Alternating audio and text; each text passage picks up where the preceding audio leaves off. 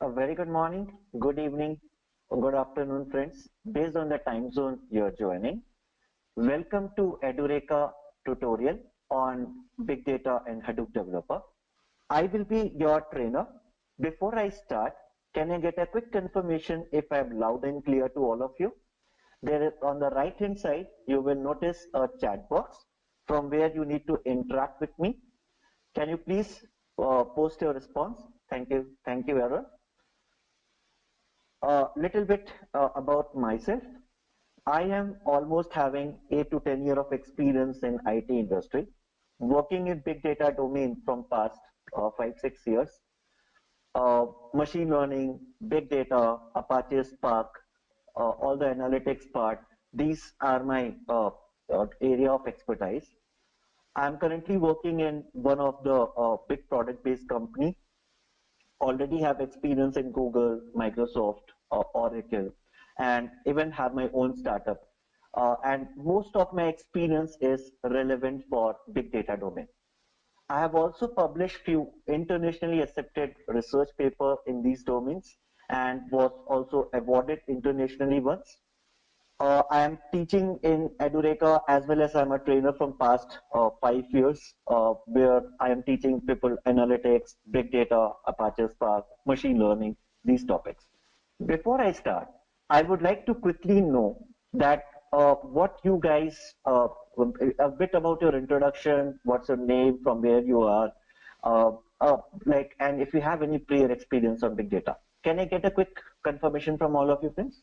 If you can just let me know a little bit about yourself, if you have any knowledge on big data, your name, your location. On your right hand side, you will notice a chat box from where you can just put your introduction quickly to me so that I can drive the class accordingly. I'm a senior developer in Cognizant. I know the introduction part of Hadoop. Thanks, Arun. What about others? Can you just quickly send me your introduction? I'm a senior developer. Okay, thank you.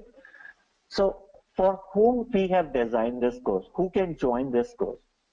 Any developer, any architect who is aspirant towards big data domain, any business intelligence, ETL domain, all those kind of professionals who want to move towards and see the journey of big data, any senior IT professional who may be even in management domain, testing professionals, mainframe professionals, and even freshers.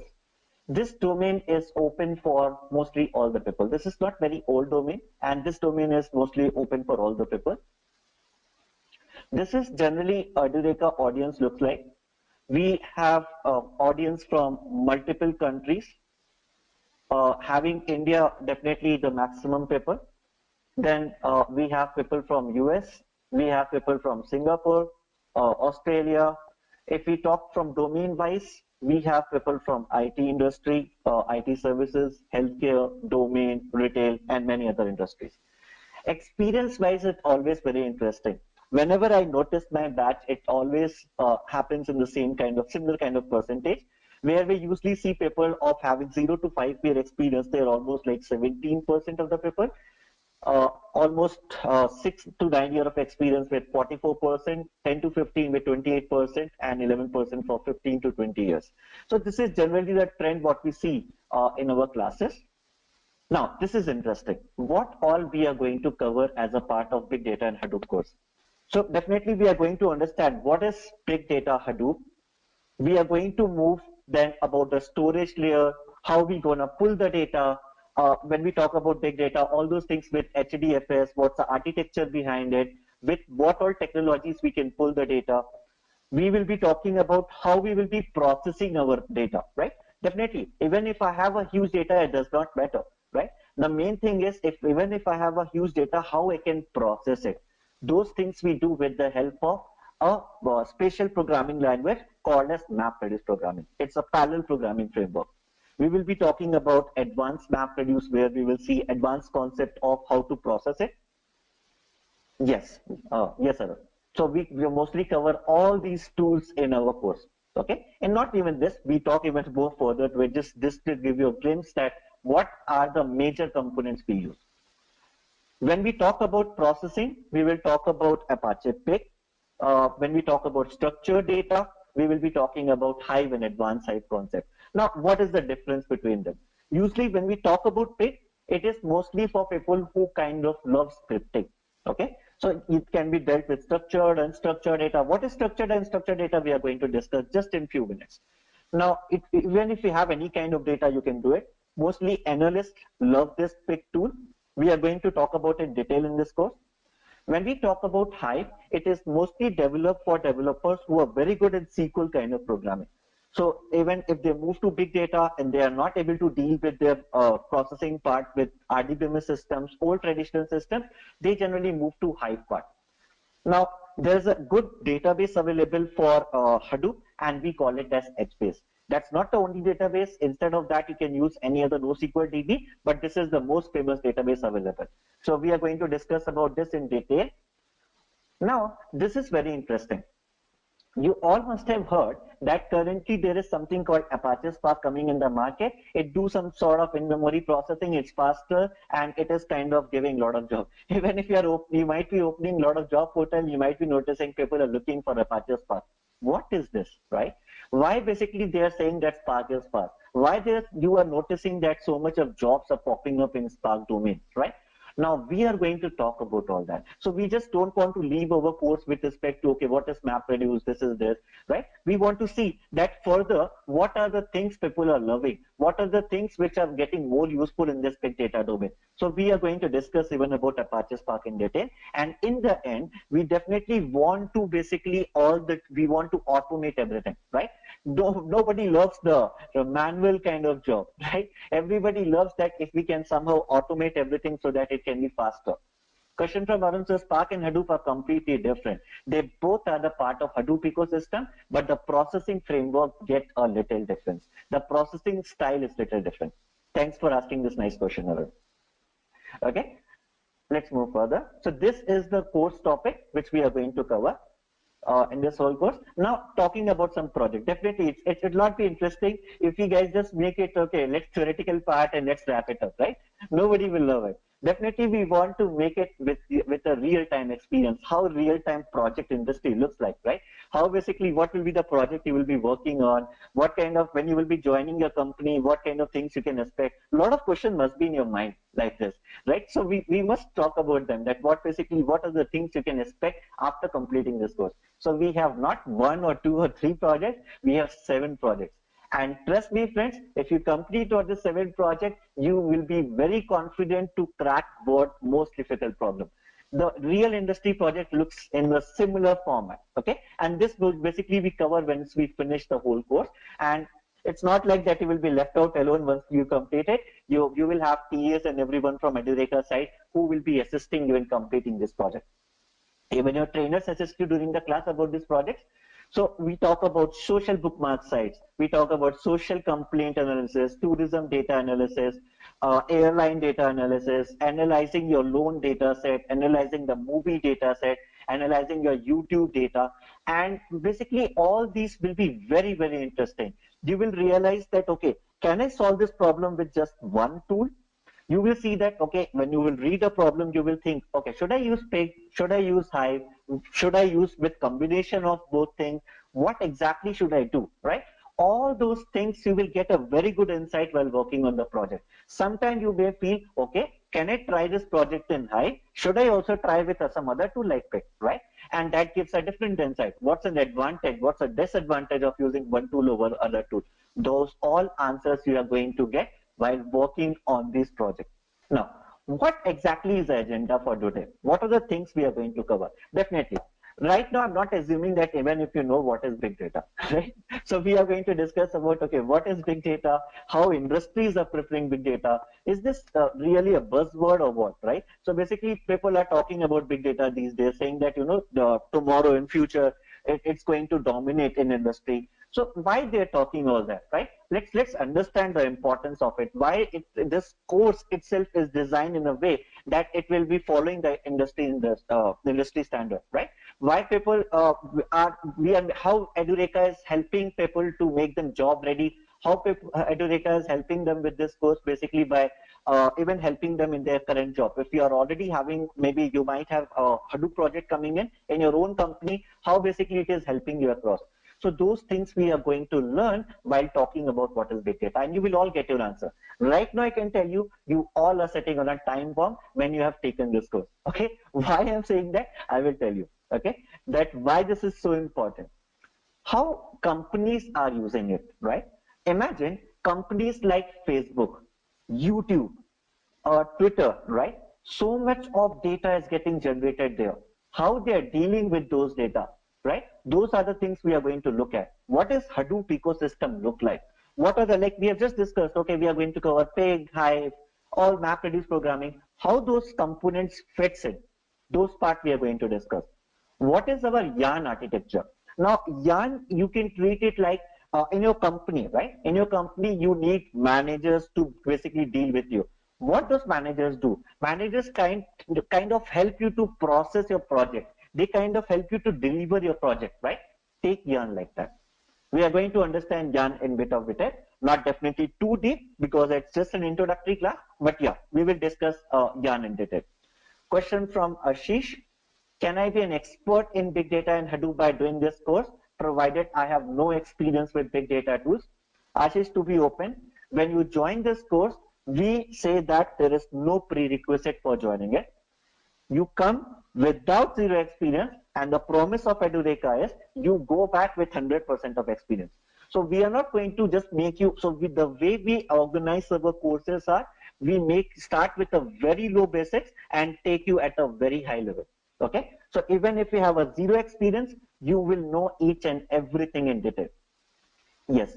All right. So Jan is a cluster manager in Hadoop. What is cluster? What is Hadoop? I have not yet discussed. So that's why I'm not discussing in detail. But yes, it's a cluster manager and cluster resource manager in Hadoop. We are going to discuss in little bit detail. What are the tools before Hadoop to process the kind of data? Before our Hadoop, we have multiple tools. Like people used to work with simple RDBMS, right? Now they have like SQL loader, all those kind of things were available. Now it's all about that. Before, we do not deal with such kind of big data, right? The data was very small in size, so those tools were good enough to work with it. Secondly, the tools what we were using till now, they were good with kind of structured data. So when I say structured data, you can take it like the data which can be put in a pattern kind of category, right? So that was all good with us. But now with the data growing, with the data which is not having any pattern, which is coming in the unstructured category. What is structured? What is unstructured? We are going to discuss in just few minutes itself. How to deal those data, that become a challenge for us. Now that's where Hadoop pitch in. And the very funny part about it, currently we are into a situation that 80% of the data is unstructured data and only 20% of the data is structured data. And that too, in 20% of structured data, the data might be so huge in few places where you cannot even go with your old traditional tools. So you can realize that now more than 80% of the market or the tool or the data what we kind of process is requiring Hadoop kind of tool. Okay, Anand? Is yarn different than MRV? Okay, good question, Shubham. I'm going to discuss, let me do one thing, Shubham. Can I hold your question for some time? Once I'm talking about basically Hadoop ecosystem, I will answer you that. You will get the answer at the same time. What is MRV? What is yarn? I think these two are the important things for you to understand, and you will get the answer that how it is different, how they are different. Okay? So I will just suggest to hold your question for just few minutes and you will get your answer. Now, moving further. So we will be talking about yarn architecture, and in the end, we will be talking about a bit of Hadoop cluster. Okay, definitely when I will be talking about Hadoop cluster, I will be showing you my machine where we will be seeing that, okay, what are the processes, what we run basically. And one more interesting thing, I'm going to show you a running project without any knowledge of Hadoop. Okay, that is going to be awesome. Now, moving further. Before I start, I would like to know from all of you, what do you understand by big data? You all have enrolled for this course, right? So I would like to know, what do you understand by big data? What's when you hear this term, what is, I'm taking this big data Hadoop developer course, what basically I mean by big data? Can I get an answer from all of you? And let me open my paint meanwhile. Okay, Arun is saying huge data which is hard to store and process. Okay, any other response? What do you understand by big data? Okay, I got few more responses. Huge data that is difficult to store and process. I think that's the same answer, Ashish. What Arun gave. Just one second. Let me just share my paint also, because now I'm going to use a lot of whiteboard. Data that is growing day by day. Okay, awesome. Good approach. Data differing in volume, velocity, and variety. Oh, nice answer, Mahesh. I'm really happy to see a different variety of answer now. Large set of data in peta and exabyte, difficult to process using traditional system. Okay, good catch, Shubha. It's a term for large data of large set of data, structured and unstructured. Very good, Gaurav. Now, so what I'm asking you basically, I'm asking you, okay, what we mean by big data, right? Now, look at this. So big data, if you notice, is consisting of two words, right? If I see, there is a big word and there is a data word, right? So there are two words basically attached to it, which we can notice now.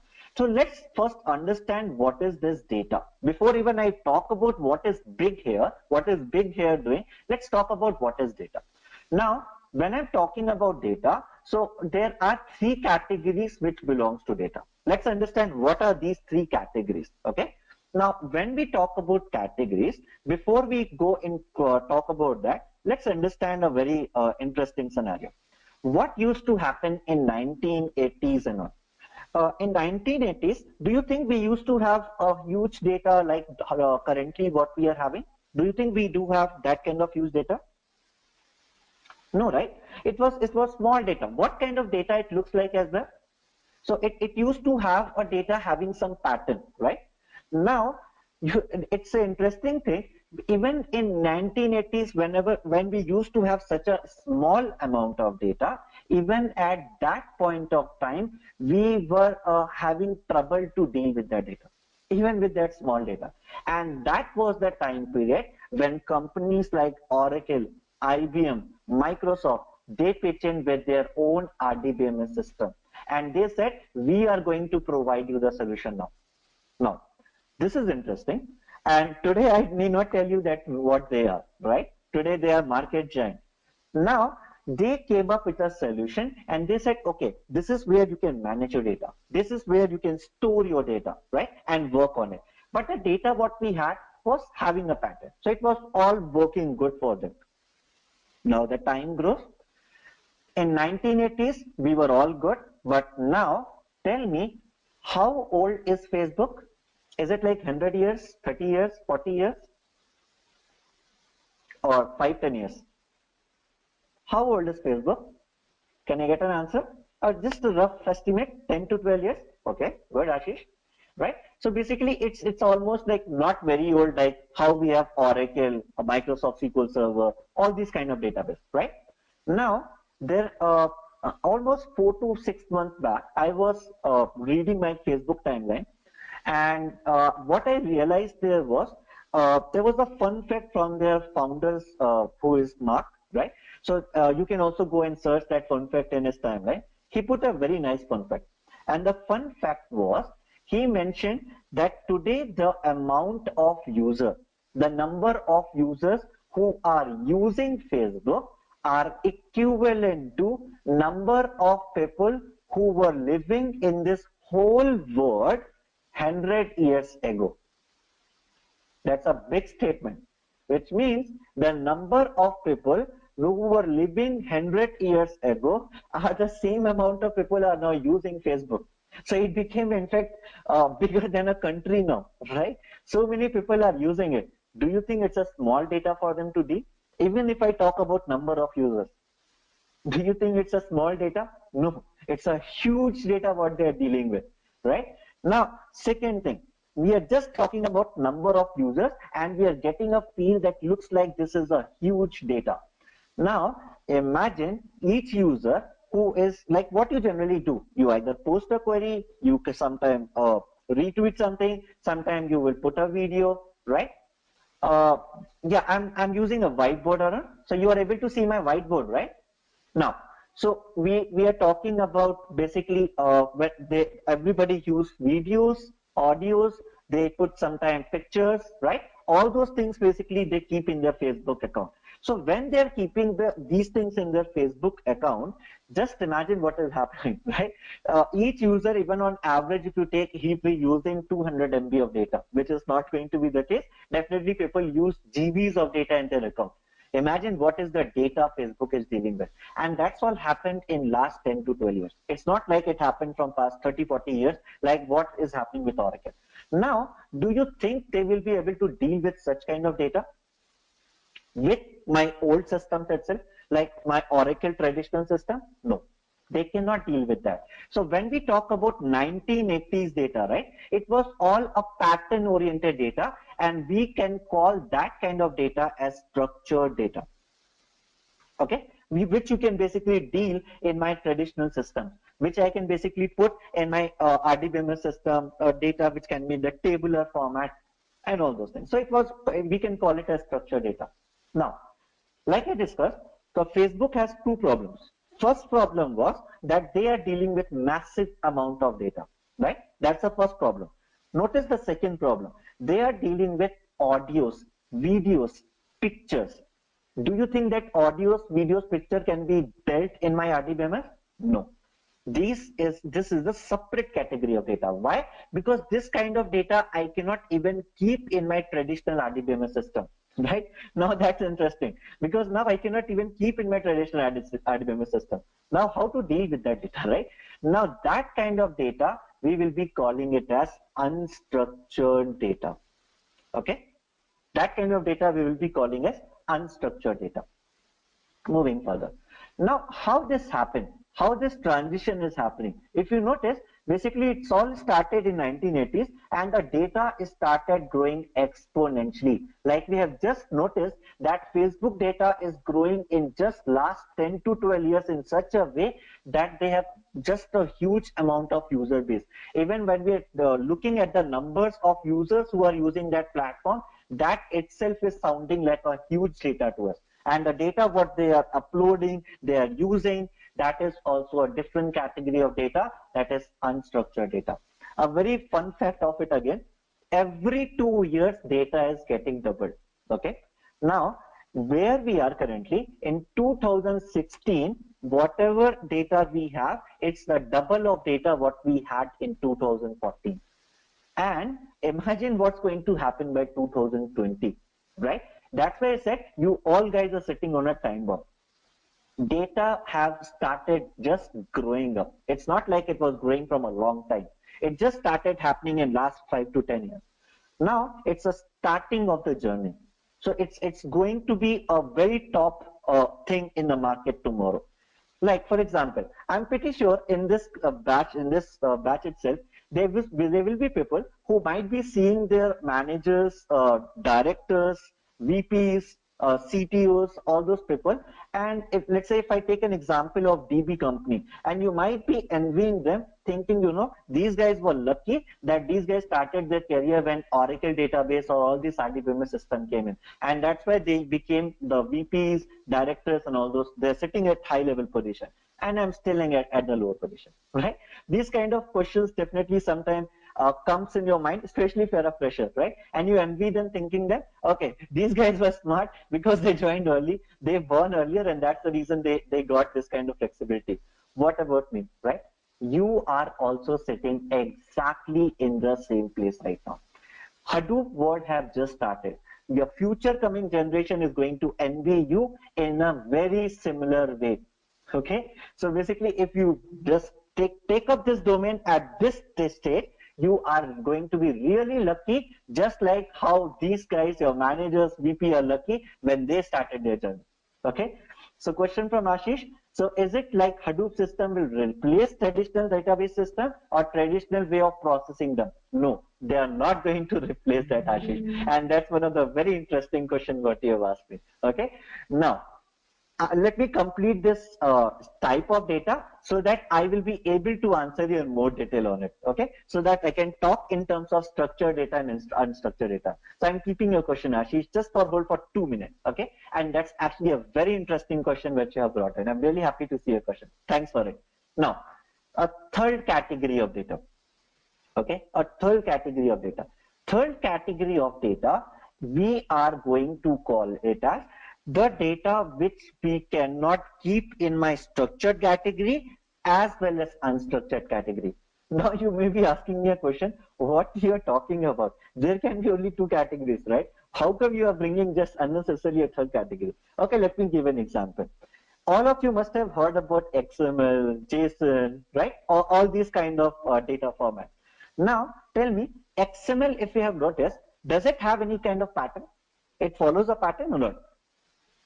Yes, it do, right? It do follow a pattern. Now, when we just discussed that, okay, it follows a pattern, everything is good.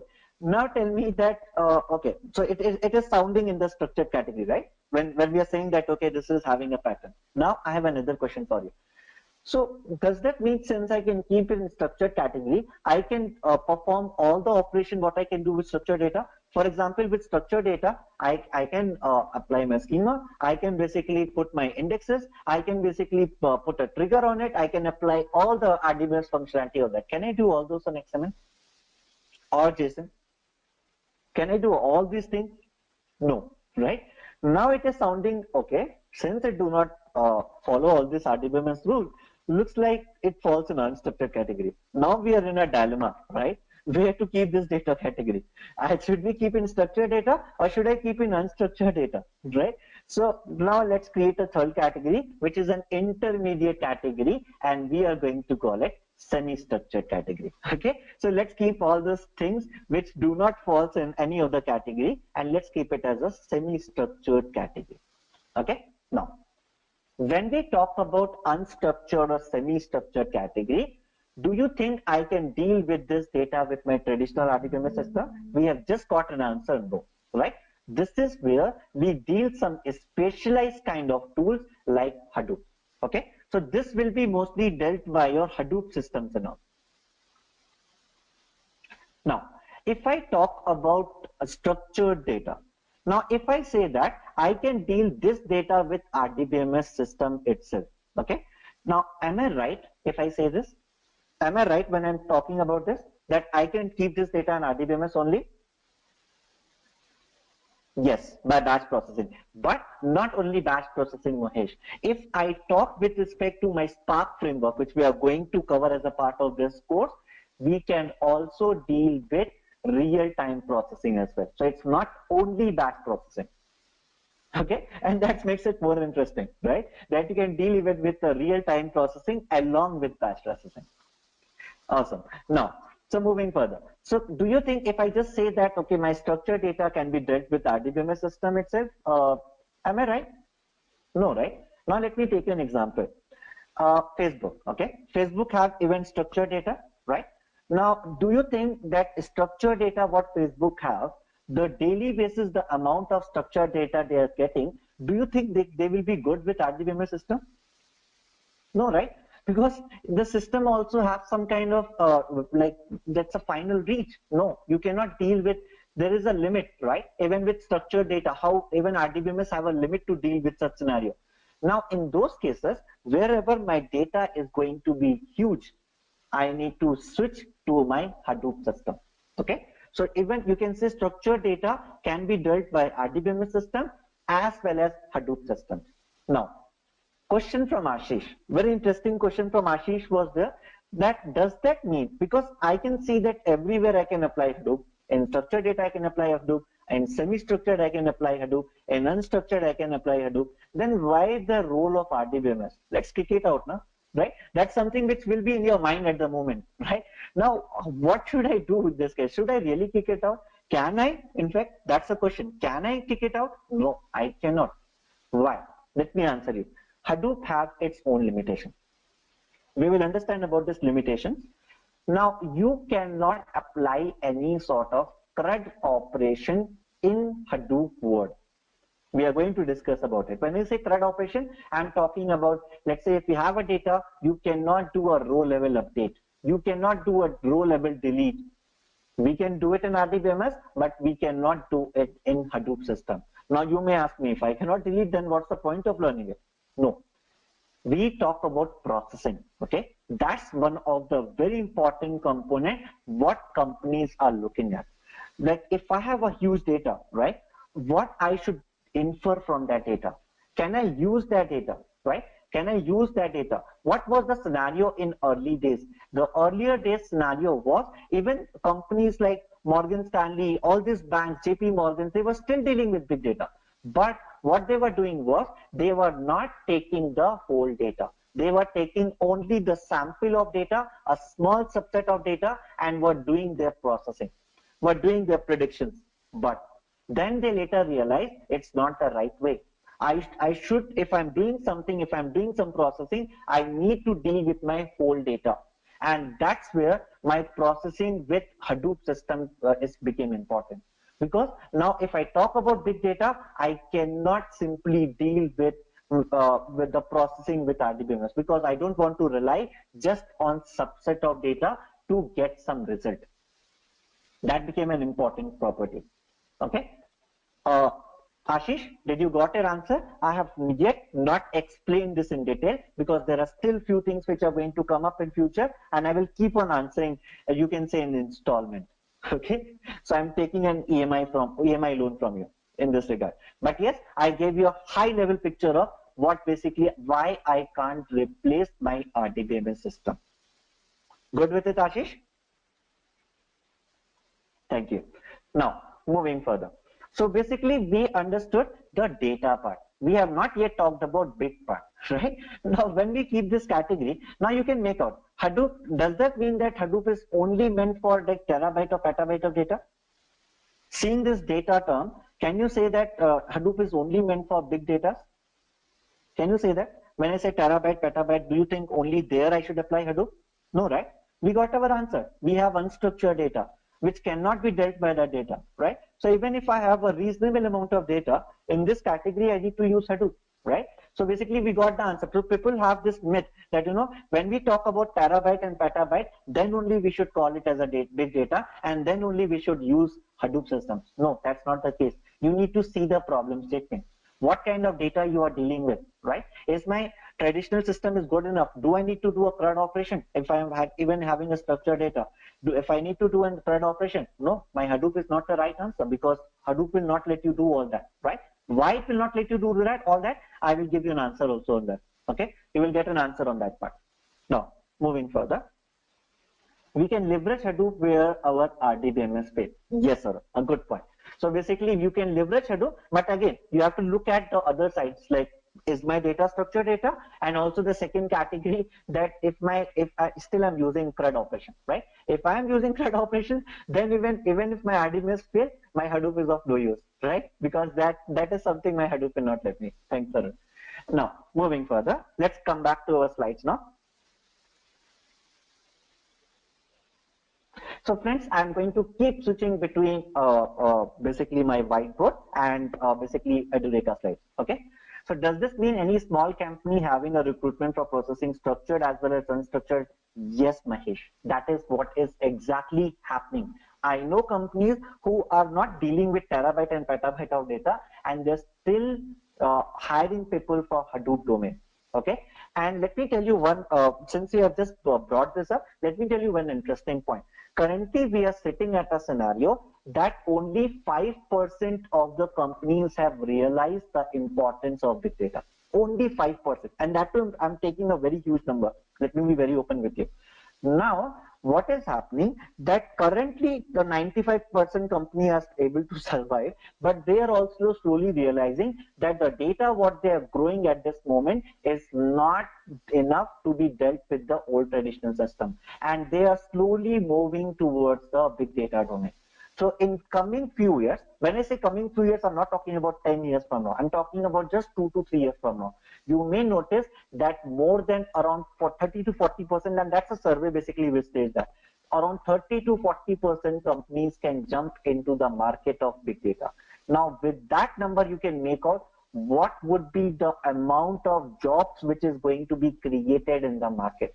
Okay, what will be the number of job roles will be available. In fact, we may in fact this situation is definitely going to come, that people will be looking for people who have the skill set, and the people who know Hadoop will be lesser in comparison to the jobs what we have in market. That is the scenario going to happen, and that's why I told you that you are sitting on a time bomb. Okay, because if you gain that skill set at this moment, it is going to definitely help you with respect to like in future job. You can be a king in the market, just like your VPs and all are there in your current company. What is the main reason that companies are not able to handle data with existing system? Point number one, Abhi, as we discussed, if you're dealing with unstructured data, right?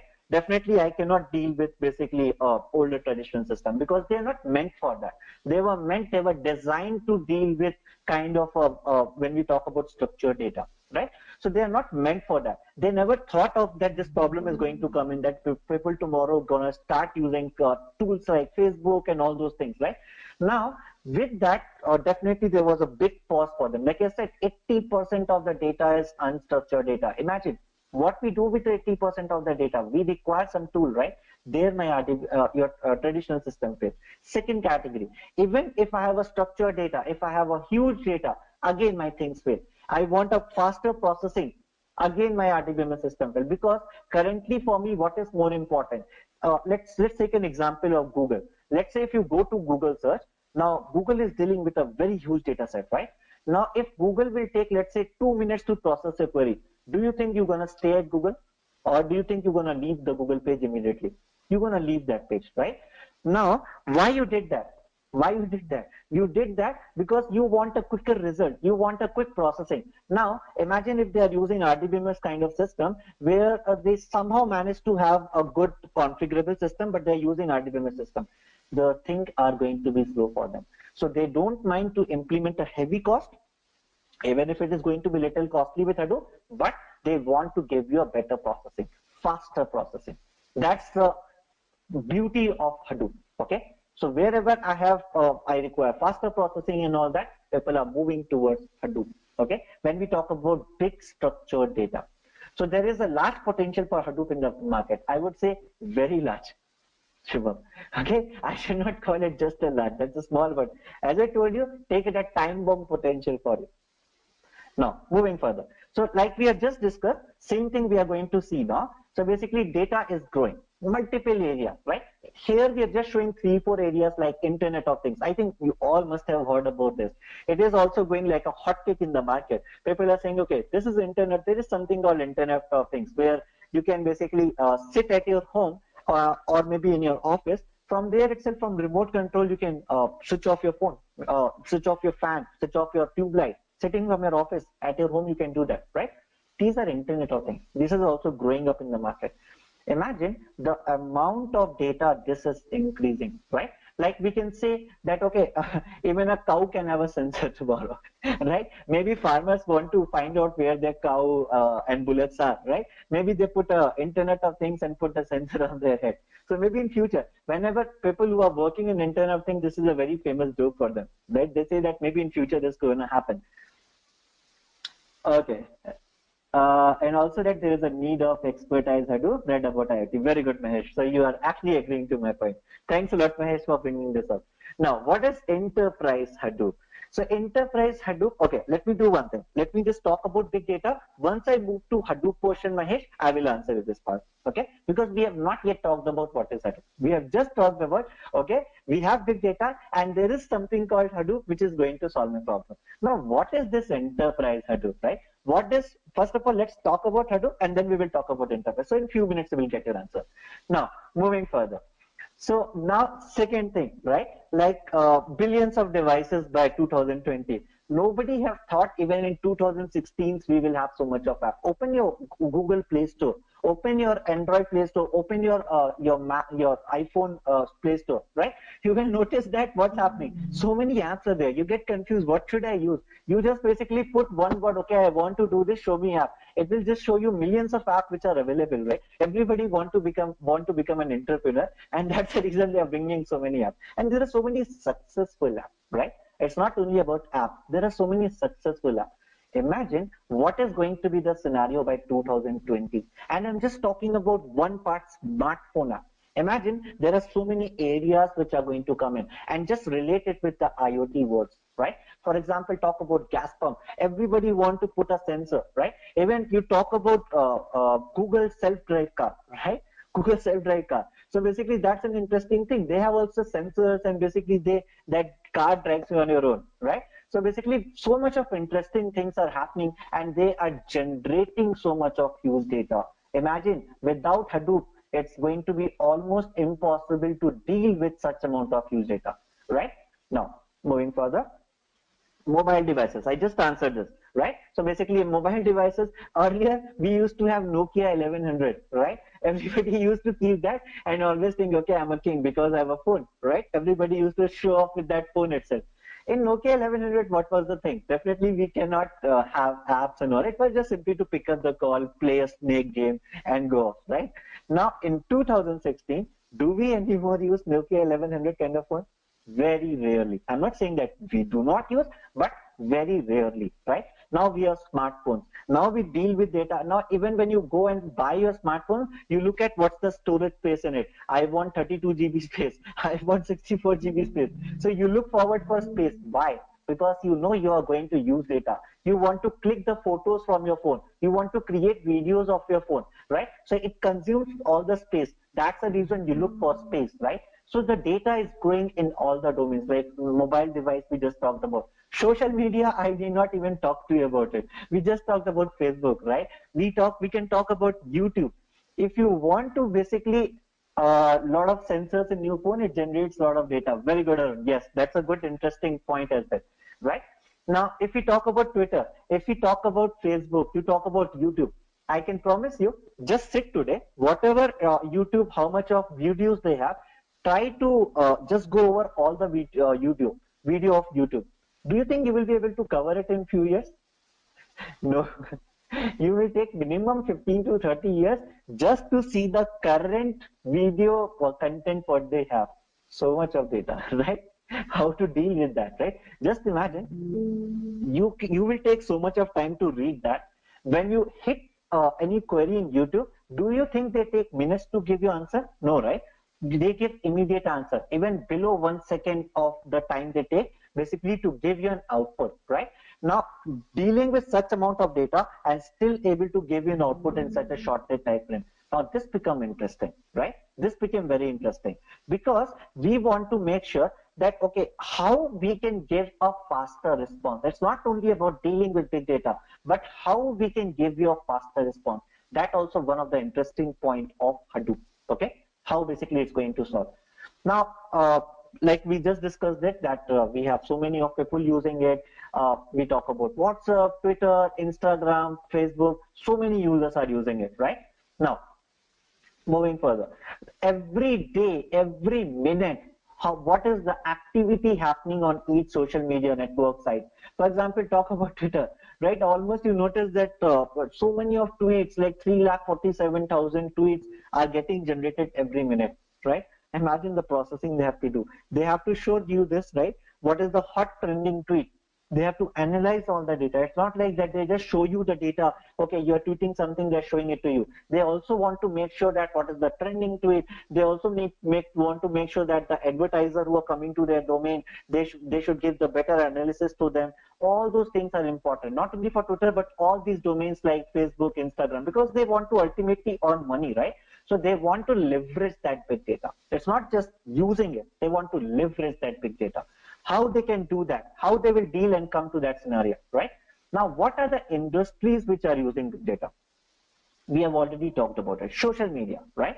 Now, it's become very important for them because what's their bread and butter? Bread and butter for them is that they will be talking about, okay, if somebody is using Facebook, what is the target ad I should push to that person, right? What is the thing I think that that guy might be liking? Or also just checking that, okay, Facebook definitely would not like that you move to some other platform. For example, you all guys have done it, right?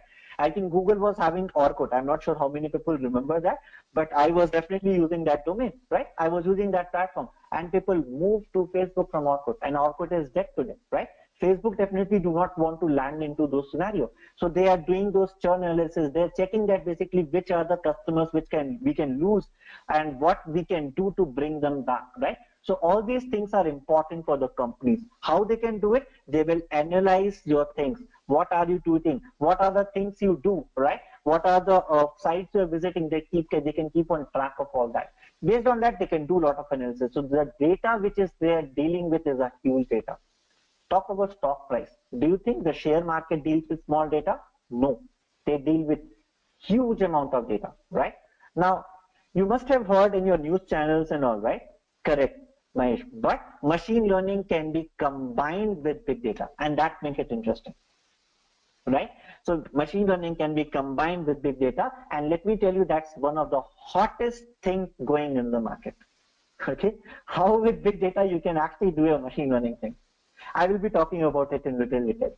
Now, when we talk about share market, right? Now I need to kind of analyze that, okay, what should be, you must have heard about all this, right?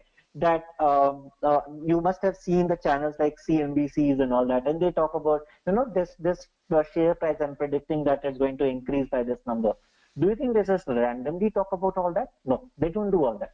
They kind of do a prediction based on the previous data. Okay, they kind of use your previous data to see that, okay, that company can grow or basically can come down. Yeah, it's not only for prediction, Abhi, for multiple things. Machine learning is not only for prediction, I should say. It is basically for prediction. You can also get to know a lot of things. Like when I basically talk about Apache Spark, I generally teach interesting algorithms there. Like for example, I teach k-means algorithm. The very interesting problem statement what I teach there is that, let's say there is a mobile company. I don't know how many, have you guys heard about Airtel company? Airtel? And have you seen their aggressive advertisement of them when they say open network, right? If not, you can, if you're in US, you can take AT&T, right? They're giving an advertisement of open network. They tell that, okay, if you in your community you're not finding signal, let us know and we will fix a tower for you, right? Similarly, there is a company where for the client I work with. So basically the problem statement was that they identified a set of people, a set of population where the network was not reaching, and they want to plug in 3 towers for them, right? And they want to know that what is the best location of those towers which I can keep so that I can cover all these people. Okay, so they gave me a latitude and longitude, and basically based on that I need to come up with a smart way to check where they can keep the towers. That part can be done with machine learning, and the algorithm name is k-means. I generally teach this in my machine learning courses, that how basically you can write such kind of smart algorithms. Okay, so machine learning is not only about prediction. There are multiple other things, but yeah, prediction is one of the thing which machine learning does. Somebody called churn analysis. I call churn analysis, Mahesh. Yeah. So is it a churn analysis? You can, no, this is not. Basically, we cannot call it just a churn analysis. You can say that basically this is a way to find out where to keep tower. Churn analysis are basically like, let's say a platform want to find out that how many people can leave, like a bank, right? He want to predict that, okay, what are my risky customer? What are the customers who can leave my basically domain, right? Maybe a credit card company, they want to find out, okay, who are the people who can stop using our credit card, right? So we want to make sure that people do not leave. That question you can call it. Okay, Mahesh? Is healthcare also using big data? Yes, not only healthcare. I just showed you a few examples. Healthcare, you can talk about medical domain, we are just the airlines domain, right? You can talk about any domain, okay? Telecom domain. You name a domain, every domain is facing a trouble of big data. Every domain, okay? Now, if we talk about healthcare, how? Let's say there is cancer, right? Now, it's sometimes what we have noticed that people come to know that they have cancer after a long time at the last stages, right? If they come to know at the early stage, they can deal with it. Now, doctors want to, let's say, want to find out using your symptoms itself. They want to make out that is a person highly likely to have a cancer, right? Any kind of problem. Now, how they can come up with that, right? Do you think that there are small records of it? No, right? Lot of previous cancer patients have come in, and basically we have data for them, right? We have all the data for them that, okay, what were the symptoms when they came in, at what stage they came in, what kind of problems they were facing, what were the treatments, what was given, was it a successful treatment or not, right? If this was the symptom, if this was the stage, and I have given this medicine, was I able to save that patient? What was the life prediction of that person, right? So basically all those things we already have, and based on that, currently we want to predict if a new patient comes in, and if I'm seeing this symptom, and if we have detected that the patient has this level of cancer, what can in the future thing we can do, right? So those things all can be done with the big data. Okay, good. Are you good? Got up with that? Now, so even when you do a kind of transaction, right? For example, when you use a credit card. So let's say currently you are sitting in Bangalore, India, and you have done a transaction, right? Now immediately, let's say after a minute, another transaction is happening, let's say in US, okay, in California. Do you think it's a legitimate transaction? Do you think it sounds like a genuine transaction? No, right? It do not sound like a genuine transaction. There is definitely something wrong here, right? Something fishy here. What is that something fishy, right? So immediately bank will stop that transaction to make sure whether it's a genuine transaction or not. Now, don't you think if we are just doing a batch kind of processing here, do you think it is going to work for them? Do you think it's going to work for them? No, right? It's not. Because they want to immediately, within seconds, they want to identify a transaction is happening, within seconds, they want to identify that this do not sound to me a genuine transaction. Let's stop this transaction. Now, how they identify that it's a genuine transaction or not? Based on the data they have. Okay, based on the older data they have. So they might have seen a trend. When a fraud happened, this is one category. Like a person is sitting and doing a transaction at one location, and suddenly another transaction is happening at some other location, right? This is, they have seen this kind of problem in the past, and based on that past experience, now they want to use all that old data, and basically in the futuristic, they want to save themselves. Now, similarly, multiple things like customer trends. For example, when you go to Amazon website, Flipkart website, you notice that they recommend a lot of products, right? So basically, they use Spark or Hadoop, or at that scenario, it depends, basically, Mesh. It depends, right? So a lot of companies, yes, it's a true fact that a lot of companies are moving towards Spark domain today. Okay, from basically the MapReduce domain, people are moving towards Spark domain, but still there are companies, in fact a large set of companies who are with Hadoop. Okay, because Spark has its own kind of restriction. For example, you need to have a huge RAM if you're working with Spark, then only Spark is useful, otherwise it's not useful, right?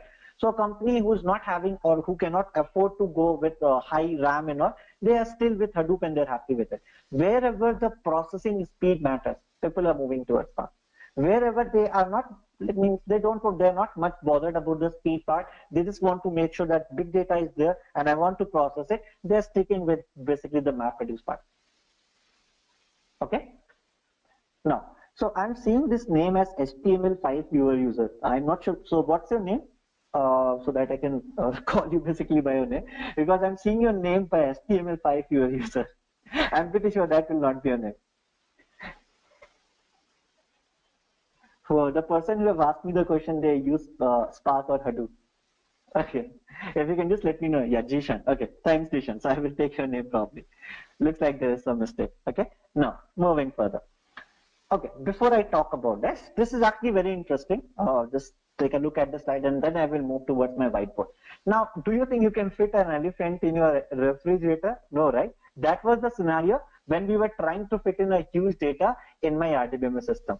We cannot fit that. So we require some other kind of tool like Hadoop, big data, right? And secondly, I don't want with RDBMS, I keep on waiting, and I get old, and then I basically see that, okay, my data got processed, right? I don't want to do all that. I just want that, okay, as soon as I did it, if I'm young, I should stay young, right? I don't want to become old like that. So basically, all these things are important. Okay, let's talk about this Hadoop part with some of our slides first, means some of the whiteboard. Let's understand this. Okay, so who all is there in this class who is having a strict boss? Anyone having a strict boss in their office? Oh, Mahesh is having. Okay, so let me use you, Mahesh. Okay, let's take an example that Mahesh boss came to Mahesh and said that, Mahesh, I have multiple machines sitting outside. You can use as many number of machines as you want.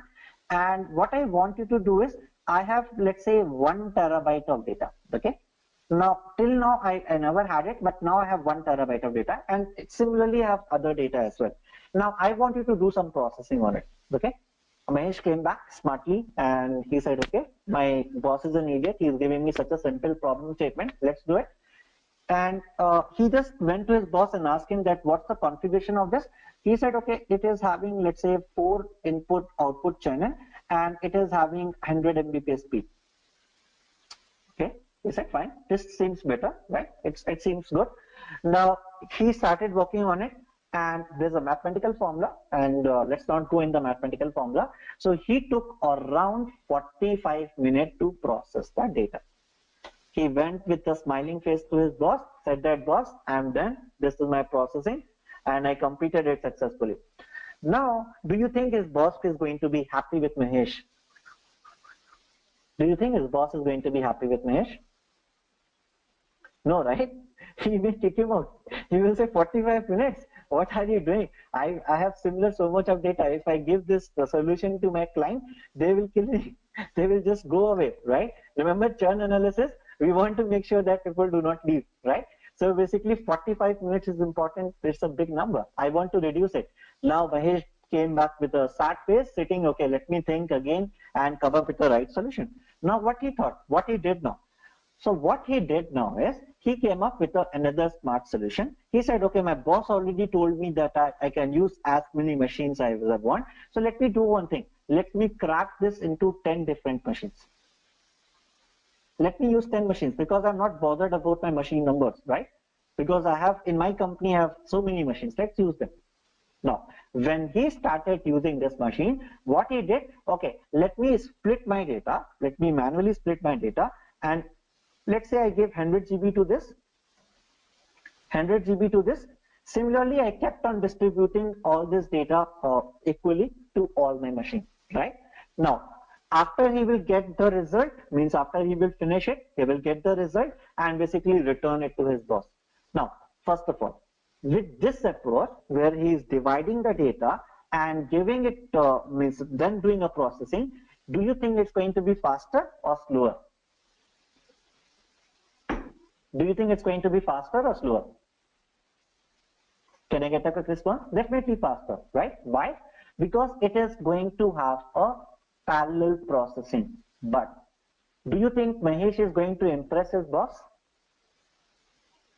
Do you think Mahesh will still be able to impress his boss? No. Answer is still no. Why? Now you might be thinking we are still using distributed system, then why no? Let's answer it. First of all, can you notice one thing? Even if one machine fails, do you think he will be able to give the result to his boss? First thing. Yes, sir.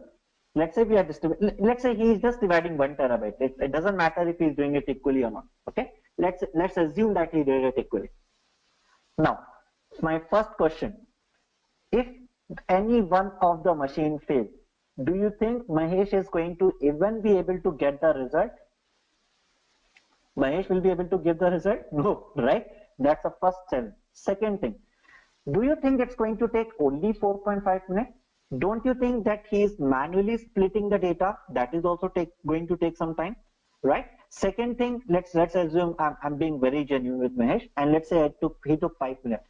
Don't you think even while collecting the data, he will again take another 5 minutes, right? Because once he do the processing, he will collect the output once again. He is going to again do that. Can you also notice one more thing? There is a high chance of manual error here. Can everybody notice that? There is a high chance of manual error, right? Which Mahesh can do. He can duplicate the data at any places, right? Those problems can pitch in. Now, he is not taking just 5 minutes or so. He's taking more time. I'm being very genuine if I'm saying that he can cover it in 15 minutes, right? He can take more time, in fact, other than that. Now, given that we have to deal with such a with such kind of problem, now this is definitely not the right solution. He went to his boss will again kick him out, because at this moment his boss may say, earlier at least you were giving me correctness, right? I was pretty sure that if I apply this logic, I will get the result. In this approach, I may not get the result, because you are using 10 machines. One machine can go down. There's a high probability of doing it, right? In that case, I may not even get the result. So this is not a right approach. Now, for some few minutes, let's forget about this 100 MB thing like my machine fails. For few minutes, if I say that, can you all feel a need of a system which can help me to do this job automated way? Like currently he's splitting the data manually, he's pushing the data in all the machines manually, and then he's collecting the results manually. Can all of you are getting a feel of basically that if we can have this automated, there is some software which can help me to achieve all that, splitting the data, pushing the data in each machine, right? No, not Uzi. Uzi is basically some other thing. I'm going to discuss that, Mahesh. It's going to come once I start talking about Hadoop ecosystem. Okay. Now, so let's consider this simple. So I'm not even talking about Hadoop here. Okay. What I'm talking about here, I'm asking you that don't you feel that need of automating this system, right? So basically somehow if I can basically automate this part, for example, I can somehow automate that, okay, that the data can be splitted with an automated way. I need not worry about how to split the data. I need not worry about collecting the output again back. All those things can be automated. That's one way. Second way, if you notice, still the problem, even if I automate it, the problem of losing the data is still there, because I can anytime lose my machine, right? How to come up with that? So I'm leaving you with this question. I'm leaving you with this pinch that how we felt this need of automating the system. And this is where my Hadoop is going to pitch in. So I'm going to now introduce Hadoop, okay? But before I introduce Hadoop, let us play a game, okay? Let's play an interesting game. Not game, let's play with that, some few things. Now again, in your company, what happens? So Mahesh is the one. Jishan, you said, right? You also have strict boss? Okay. So, and Shubham, let me take Shubham as well. So let's say in a company, Shubham joined, Mahesh joined, he's working for a boss, and let's say Jishan joined. Okay, so let's say these three people have joined a boss in the same company. They became a part of our organization. Let's say he is a boss. The person who is sitting at the top, let's say he's a boss. Let's say he is smiling boss. Okay, it's making smiling. Now, what usually happens in a company? A project came in. Okay, let's say a project came in. Now, a project, let's say, came in and a client said that, okay, let me give this project to you. Can you please work on this? So let's say all Shubham, Mahesh and Jishan is free. What the boss is going to do? What generally your boss is going to do? What your boss do? Do you think he is going to allocate that whole project to one person, or generally they split and send it across? If the project is, let's say, assuming that it can be partitioned, definitely it can be split, right? Why they split it? What's an advantage if they split it? What's an advantage? Definitely it's going to give me a better performance, right? Because definitely if a person is working on 1/3 of the project, he can do it faster, right? Now, let's say I divided the project like this. Let's say this part is project P1, this is project P2, and this is project P3, right? Now, what he will do, he will go to Shubham and say, okay, can you work on project P1? Shubham will take it up. He will go to Mahesh. He will say, can you work on project P2? Mahesh will take it up. And after that, he will go to Jishan and will say that, can you work on project P3? And he will take it up. Okay. Now let's assume there are some more employees, but we are not, let's say, considering them at the moment. Now they finish their job, give back the result to the manager, to the boss, and boss is going to return the final output to the client. Boss is happy or sad in this scenario? Boss is happy or sad? He's definitely happy, right? Because he got the job done. Now, second scenario. Now, Mahesh took a emergency leave. Okay, there's a project going on. Mahesh took a emergency leave. Maybe some family emergency, something like that. Now, do you think the boss is going to be happy or sad in this scenario? Now, he allocated the project and suddenly Mahesh said, no, I'm not well. I'm taking a leave. Now, do you think the manager is still going to be happy or his face will turn out to be sad? Definitely sad, right? He's not going to be happy because Mahesh dissed him, right? What to do with that, right? So now the boss are cunning boss, right? That's why company pay them more, right? So correct, Jishan. So the boss get paid more. Why they get paid more? They get paid more because they generally they basically want to they do smart work, right? They don't do on technical work, but they're smart people, and that's the reason they're paid more. So he's smart, cunning boss. He called Shubham to his cabin and said to Shubham, Shubham, you know, you are one of the awesome person in my team, and I'm thinking you to promote you. Now, since we are thinking to promote you, I think you should start taking responsibility of a senior person, right? Now, Shubham is happy, right? And then he put a time bomb on him. He said, since we just agreed that you are going to take a senior responsibility, can you keep Jishan as a backup? Okay. He said, can you keep Jishan as a backup? Means, can you also take P3 as a backup? Now Shubham thought, okay, he's smart boss, and he said, no, I'm busy. I'm going to work on my P1 project only. And if I have to work on P3 project, it's going to take more time. Then boss said, do not worry, Shubham. I'm not asking you to work on P3 project. What I'm just asking you, in case, because you are a senior person, right? In case if Jishan ditch me, if he is not able to give me support, let's say for any reason he's going on leave, which is a very rare scenario, it will not happen. In that case only, you have to work on project P3. Now, similar way, he went to Mahesh and said to Mahesh, Mahesh, you are a smart guy and all those things, blah, blah, blah again, and said that, can you keep a backup of project P1? He assigned the project P1. Similarly, he will went to Jashin. Now, tell me, if you are in manager place, which backup he will get? Which backup do you think he should get? Do you think he can randomly give any backup? Do you think he can give P1 backup now? No, P1 he already created, right? So he will create smartly a backup of P2. Now, tell me one thing. Now, in this scenario, if Mahesh took an emergency leave, do you think it is going to much impact the boss? Do you think he is going to be impacted now?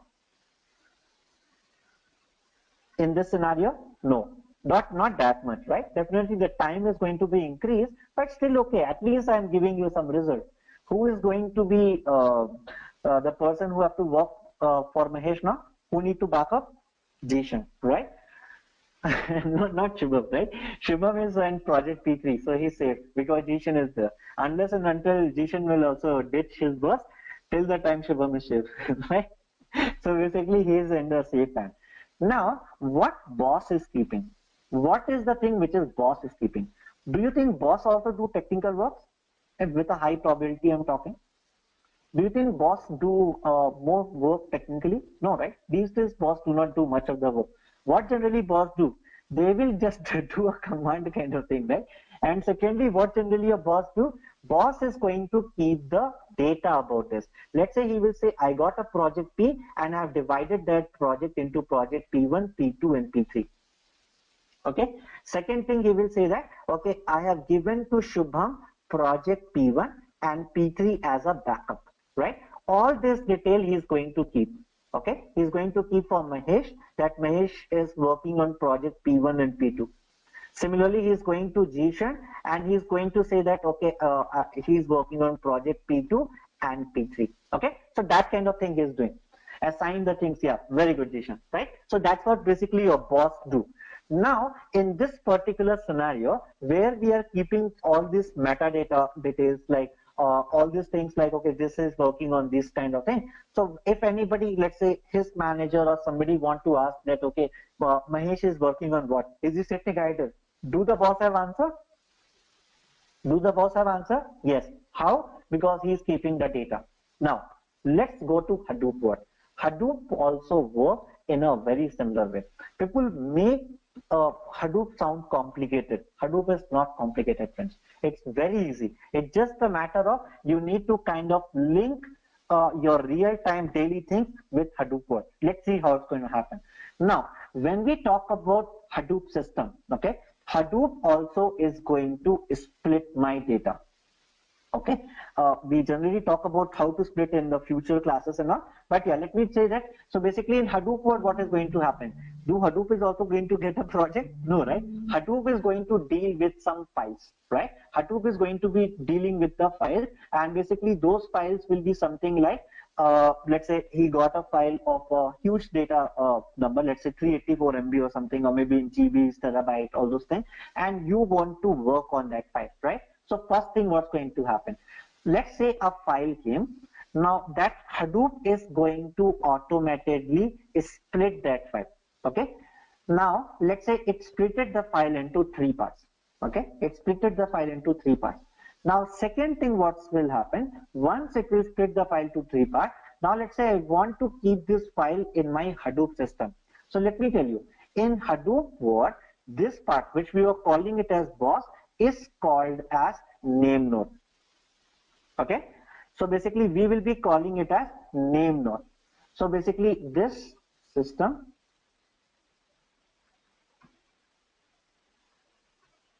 we will be calling as name node. Now Shubham, Mahesh, Jishan, these people will be called as data node.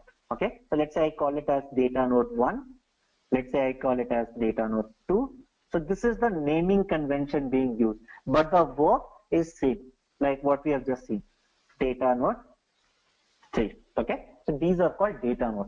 We can call it as a slave machine, because whenever we talk about Hadoop systems, right, we are talking about machines. Now no more human is involved, right? We are talking about machines. So data node, name node, all these are processes which are working in your machine. Okay, so these are like your laptop can be one of the data node, name node, right? So basically these are machines where I am keeping all these things. Okay, now moving further. So what was the role of the boss? Boss role was to kind of assign the task, keeping all the data, right? Same role name node is going to do. Similarly, data node, the same role, like Shubham was working on a task, right? He was processing the project, right? Same work will be working for data nodes. This is how things works in Hadoop. Now, what is going to happen? The file will come to the name node. Now, remember last time Mahesh was having one issue. He was sitting at the risk of his job, where he was facing a problem that he was having multiple machines and he was manually doing that job, right? And we discussed that we want to automate it, right? Second problem what he was facing was, the problem was that he was not able to keep a backup. Remember, if one machine failed, he was losing all the data, correct? He was losing all the data. So those part is what does those things work, right? So those problem will be solved now with the help of like keeping a backup value. We're going to discuss that. So we can use our PC for Hadoop processing, correct. Even your own system can be created like a Hadoop framework and basically can be worked on. Okay. Now, usually when we work on Hadoop, we require in a practical sense more machines. Definitely, it cannot be done on just one machine in a practical production scenario. But for practice, for training, you can basically create a small cluster in just one machine itself. And that is called pseudo distributed form. I will be talking in bit detail about it. Okay. Good question, Arun. So does name node act as a middleware to manage the DFS? You can say he's the master. Let's not even call it a middleware, right, Ashish? He's the master. He is controlling everything. Do you think in your previous example, without your boss, anything is going to happen? Don't you think Shubham, Mahesh, and Jishan is going to enjoy his life if there is no boss, right? They're going to enjoy the life because nobody is there to manage, to look at their work, to assign the work. Same role is of name node here. So named node is the master machine which will be handling everything. If we do not have named node, then everything is gone. Clear, Ashish? That's important part. Now, moving further. So what is the next thing we are going to do? So basically, whenever a file comes, first of all, it will be splitted automatically. You need not basically do it manually. How this is split, this will basically go across in further lectures that when we go in detail about this Hadoop part. Let's right now assume that basically it is splitting equally to all these three parts. Now what happens after that? It went to name node. Now name node will first of all check that which machines are free, because name node is the one who have all the knowledge of which machines are free, which machines are busier. Now, accordingly, it will say, okay, let me keep file P1 here, file P2 in data node 2, file P3 in data node 3. After that, it will also keep a backup copy. Just like your manager was creating backup copies, even here also I will be creating backup copies.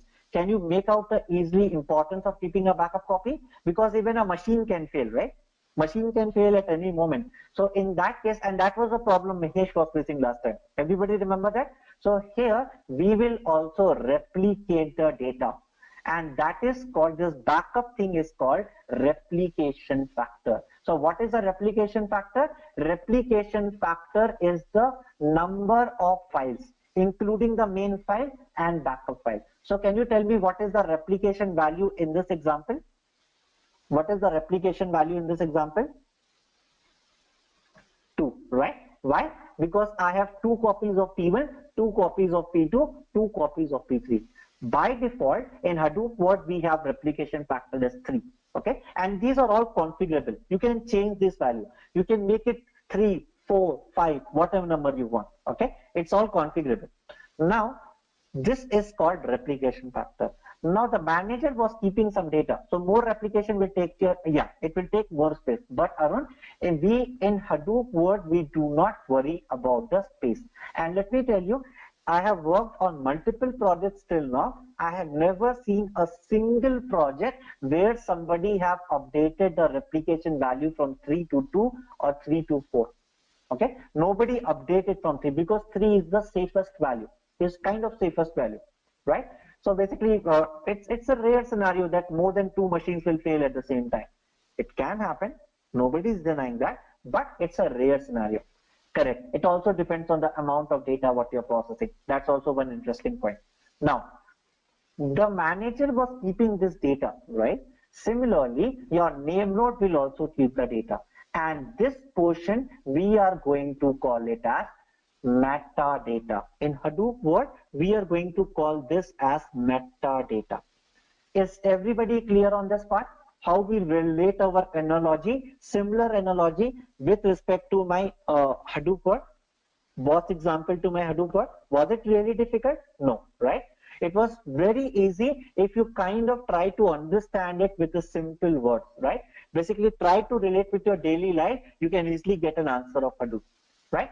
People make it sound tough. It's not tough. You can easily relate it. Can you see that? Is there any alien thing happening here? It's all about the concept, right? It's all about understanding the concept, nothing else. Is everybody good till here? Any questions on the things which we have done? Any questions? No? Okay. We can move further then. Now, let's come back to our slide. Okay. Before I move to that, let me also bring up one or two more things. Now, everybody must be knowing tiger, right? Everybody must have heard tiger, and we all are human, right? We are not aliens. So we are all humans. And what if the name node fail? Shubham, basically there are few things which we basically discuss in future things. Name node is definitely one point of failure. And in Hadoop 1.0, in the older version, we do not have much backup of it. We just have a standby name node for us. But when we talk about basically Hadoop 2.0, if we talk about federation mode, we can have multiple name nodes. Okay. Now, if we talk about simple high availability mode, and the reason I did not discuss because we have not yet introduced these terms, right? But if we talk about that, then also name node is there, and there will be one name node, which we call it as a passive name node, is going to keep up a backup copy.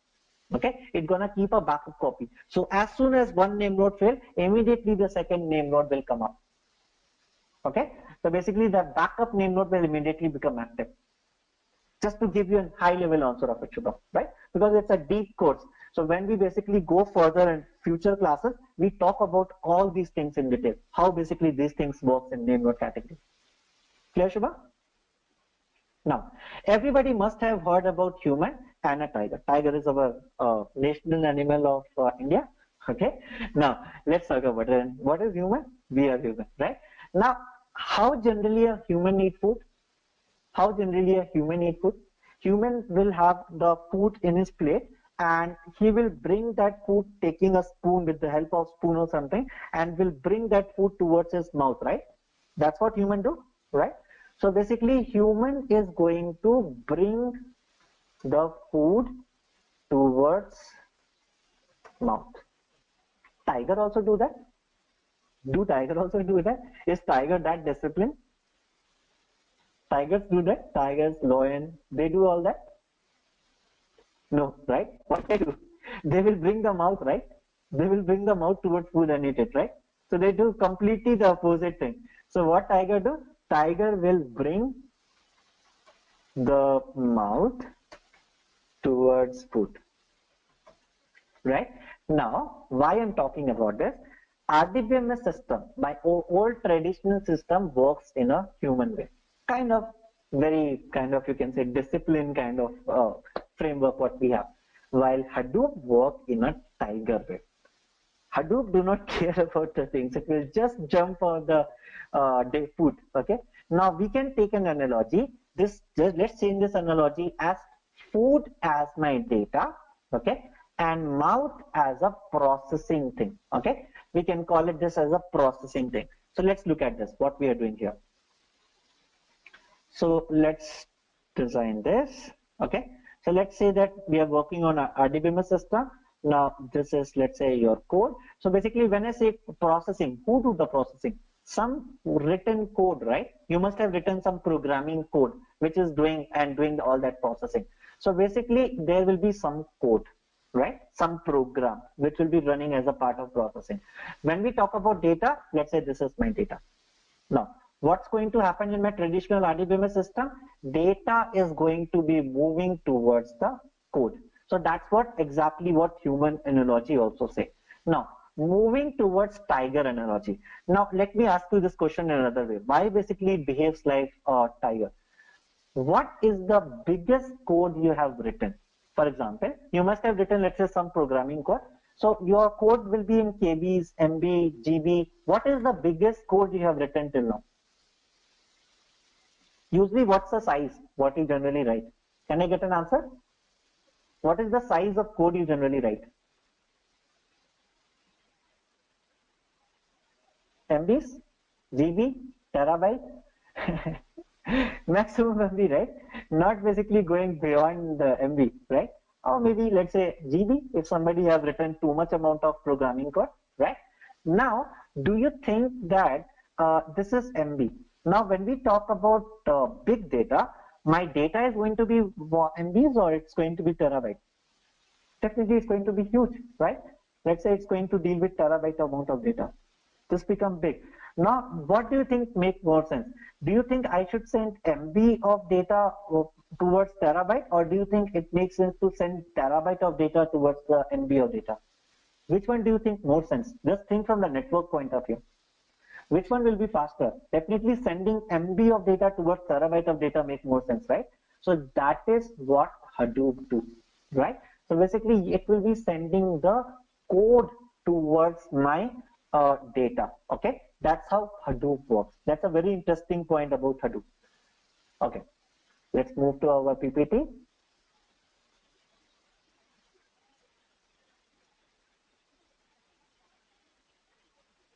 Any question till here from anyone? Is everybody getting it? With our analogies, with our lot of examples, everybody easily getting it?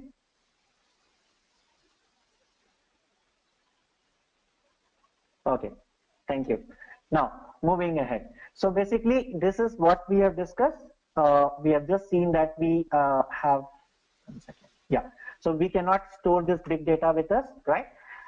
So basically, when we store this big data, same thing what we discussed, we need basically a flexible kind of infrastructure that can help us basically scaling with all this kind of like huge data. With the help of architecture, we have just understood. Let's have more machines, right, to deal with that. Let's have an automated framework to deal with that, right? Not only for storing, but also for processing, right? So there the Hadoop part came in. Like when we talk about Hadoop, now can you see, since I'm using multiple machines, it's actually a lot easier for me to store the data, right? Because I can split the data into different machines. Like we have just taken an example where what we were doing, we were basically taking a file and we were splitting that file into 3 parts, okay? By default, Hadoop split each of the block by 128 MB. You can change this number, okay? So basically you are splitting it into 3 parts and then you are pushing all these blocks into different machines in different data nodes, right? So basically the storage becomes easier for us when we talk about Hadoop. Similarly, when we don't you think, since I'm working parallelly on small set of data, because I splitted that data, it is going to be faster, so my processing issue is also solved. Now I'm not going to become old, right? Basically I can solve the problem now easily because my processing will be on small data, and second thing, we are going to achieve a parallelism kind of scenario. Now look at this. So generally, what was the case scenario in Hadoop mechanism, how we basically work? So we are going to store the data into multiple machines, and basically there is going to be master machine, which we have talked about, that this is the name node, and these slaves for basically our data node. Now what is going to happen after that? Now, do you think this approach is going to work? Do you think, should I move the data from all my data nodes towards name node? Do you think it makes sense? No, it do not make sense at all. We need to keep the data in my data nodes itself. I don't manage it. If it's the same scenario, right? Think of it like this. Do you think all the employees should send back all the data to the manager itself? No, right? Why manager didn't have hired you, right? Manager want to make sure that you do the processing and give the output to him. So this is the wrong approach. This is not the right approach to give the data basically towards the master. So what's the right approach? That's what we discussed. Do all the processing at the data node itself and then return the output to your name node. Just similar way how your boss was working, right? Your boss was also doing the same thing. Your boss was basically sending the data, telling you that work on this project, and you were processing that project, that part of the project, and giving back the output, right? That's what you were also exactly doing. So this is basically the correct approach. Now just take it in another analogy, like we have just seen an analogy of a manager and an employee. The same thing happens at the voting time, right? During the election time. Let's say you go and basically vote at multiple booths. Now the vote counting happens at each of the separate booth. It's not like they send back at some central location and then basically they're counting the votes. No, it do not work like that. It will make it slower. Now what they do, at the same booth, they count the vote and send the final result to the center point, and then they kind of combine and tell, okay, this party won or second party won, right? So can you see a clear-cut uses of Hadoop even in our election system, right? So basically, you talk about any domain. This is just one example which we are bringing, a nice example, but we can use it at multiple places. Let's talk about Facebook. We have already talked about it, right? But Facebook is dealing with such a huge data, right? It is dealing with such a huge data. And currently the scenario is like, what's the bread and butter for Facebook? Facebook bread and butter is that they want to make sure that they have so many users who are using their Facebook portal, and there will be marketing. They have to do marketing, right? That's the bread and butter. They want to earn money from marketing. So they want to see, they want to check that, okay, what I should give my insight to my advertiser. We have to suggest them that, okay, if you kind of market in this way, you are going to get maximum profit, right? So they have to give all that analysis. How they can do that? They are getting so much of data. They have to process that data. They have to see the trend, what is happening in the older data. Based on that, they will be able to suggest you something. Talk about ad hoc analysis, right? They sometimes say that, even a simple example, you see a friend suggestion, right? In your Facebook, in your LinkedIn, they tell you the friend suggestion. If they have to do even that analysis, do you think it's a small data on which they can do that analysis? No. they deal with a huge data. They check even your friends and all that, and basically that data also become a category of big data. And using that, they kind of tell you, okay, this is the friend recommendation for you, right? So similarly, there are multiple problems what Facebook is facing because of the data what is getting generated on the daily basis in 20 to 30 terabytes of data, like it's using per day, right? So basically that's also just we are talking about what was happening 6 months back. It may be happening that today it may be more in number, right? So basically they are dealing with such amount of data, and all these things is possible with the help of Hadoop framework. Now, they have two choices. One choice was that they can keep one machine, and what they can do, they can increase the basically all the configuration of your machine. For example, let's say you have machine, you started getting more data. One approach what you can use, that okay, if you are using let's say 4 GB RAM, let's make it 16 GB RAM, right? Or you have 500 GB hard disk, let's make it 1 terabyte of hard disk. That is one approach. Second approach is bring the similar kind of machine but more in number. Which one is more useful? We have taken an example. We have understood that if we take more machines, the advantages, we can have more parallelism. Things will work parallelly. Each machine have to work on smaller data set, and that way I can make it faster. So definitely I would prefer to have more machine. Now when we talk about more machine, we call it as horizontal scaling. And when we increase the same machine configuration, we call it as vertical scaling. So we want to here achieve horizontal scaling over vertical scaling. Why? To achieve the parallelism. And we have already seen and understand this with the help of our examples, that how it's basically going to help us, right? So basically Facebook have also created a lot of big data tools. They have contributed all those tools basically to the Hadoop community. Like for example, Hive. They came up with a smart idea about Hive. We are going to discuss what basically Hive do, how basically your MR is different from your yarn. All those things are going to come now sooner, right? So basically how they were doing it. So this is just a very high level overview what they do. So let's say if they want to do something like they want to predict that, okay, to their advertiser, they can tell, okay, that this is the best advertisement you can use, right? So they basically get all the data, ad hoc data, right? Now they're getting, let's say, all the data in the log format.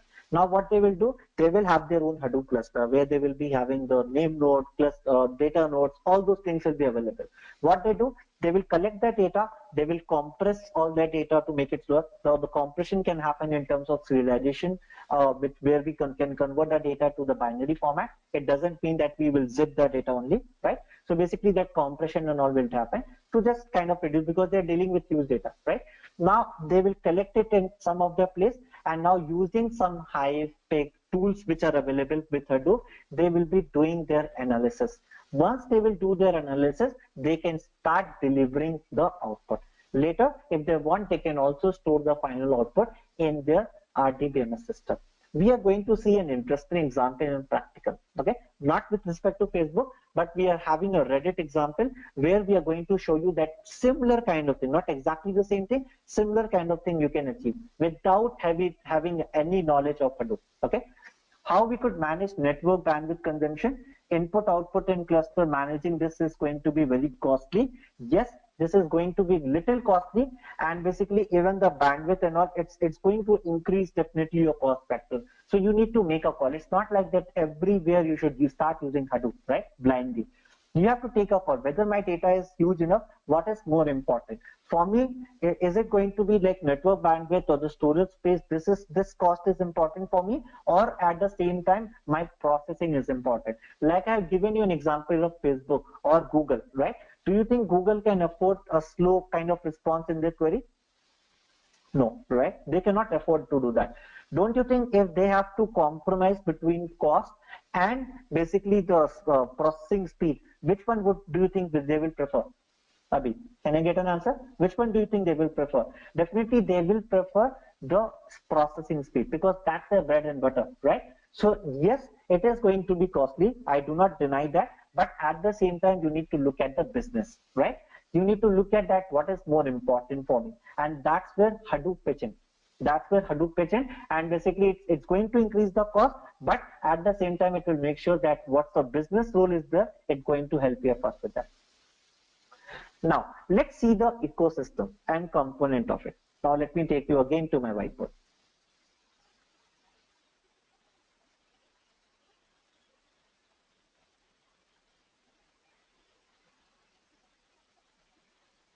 Okay, let's look at it. So how basically the ecosystem look like? Okay, so ecosystem basically look like this. Okay, so let's take there will be a storage layer. Sorry.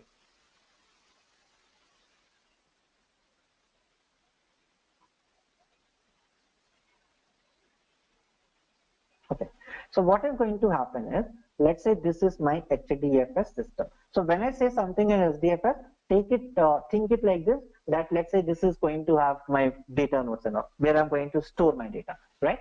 Now, let's say if I am telling you that I have a data which is residing in my RDBMS system, something like my traditional databases and all.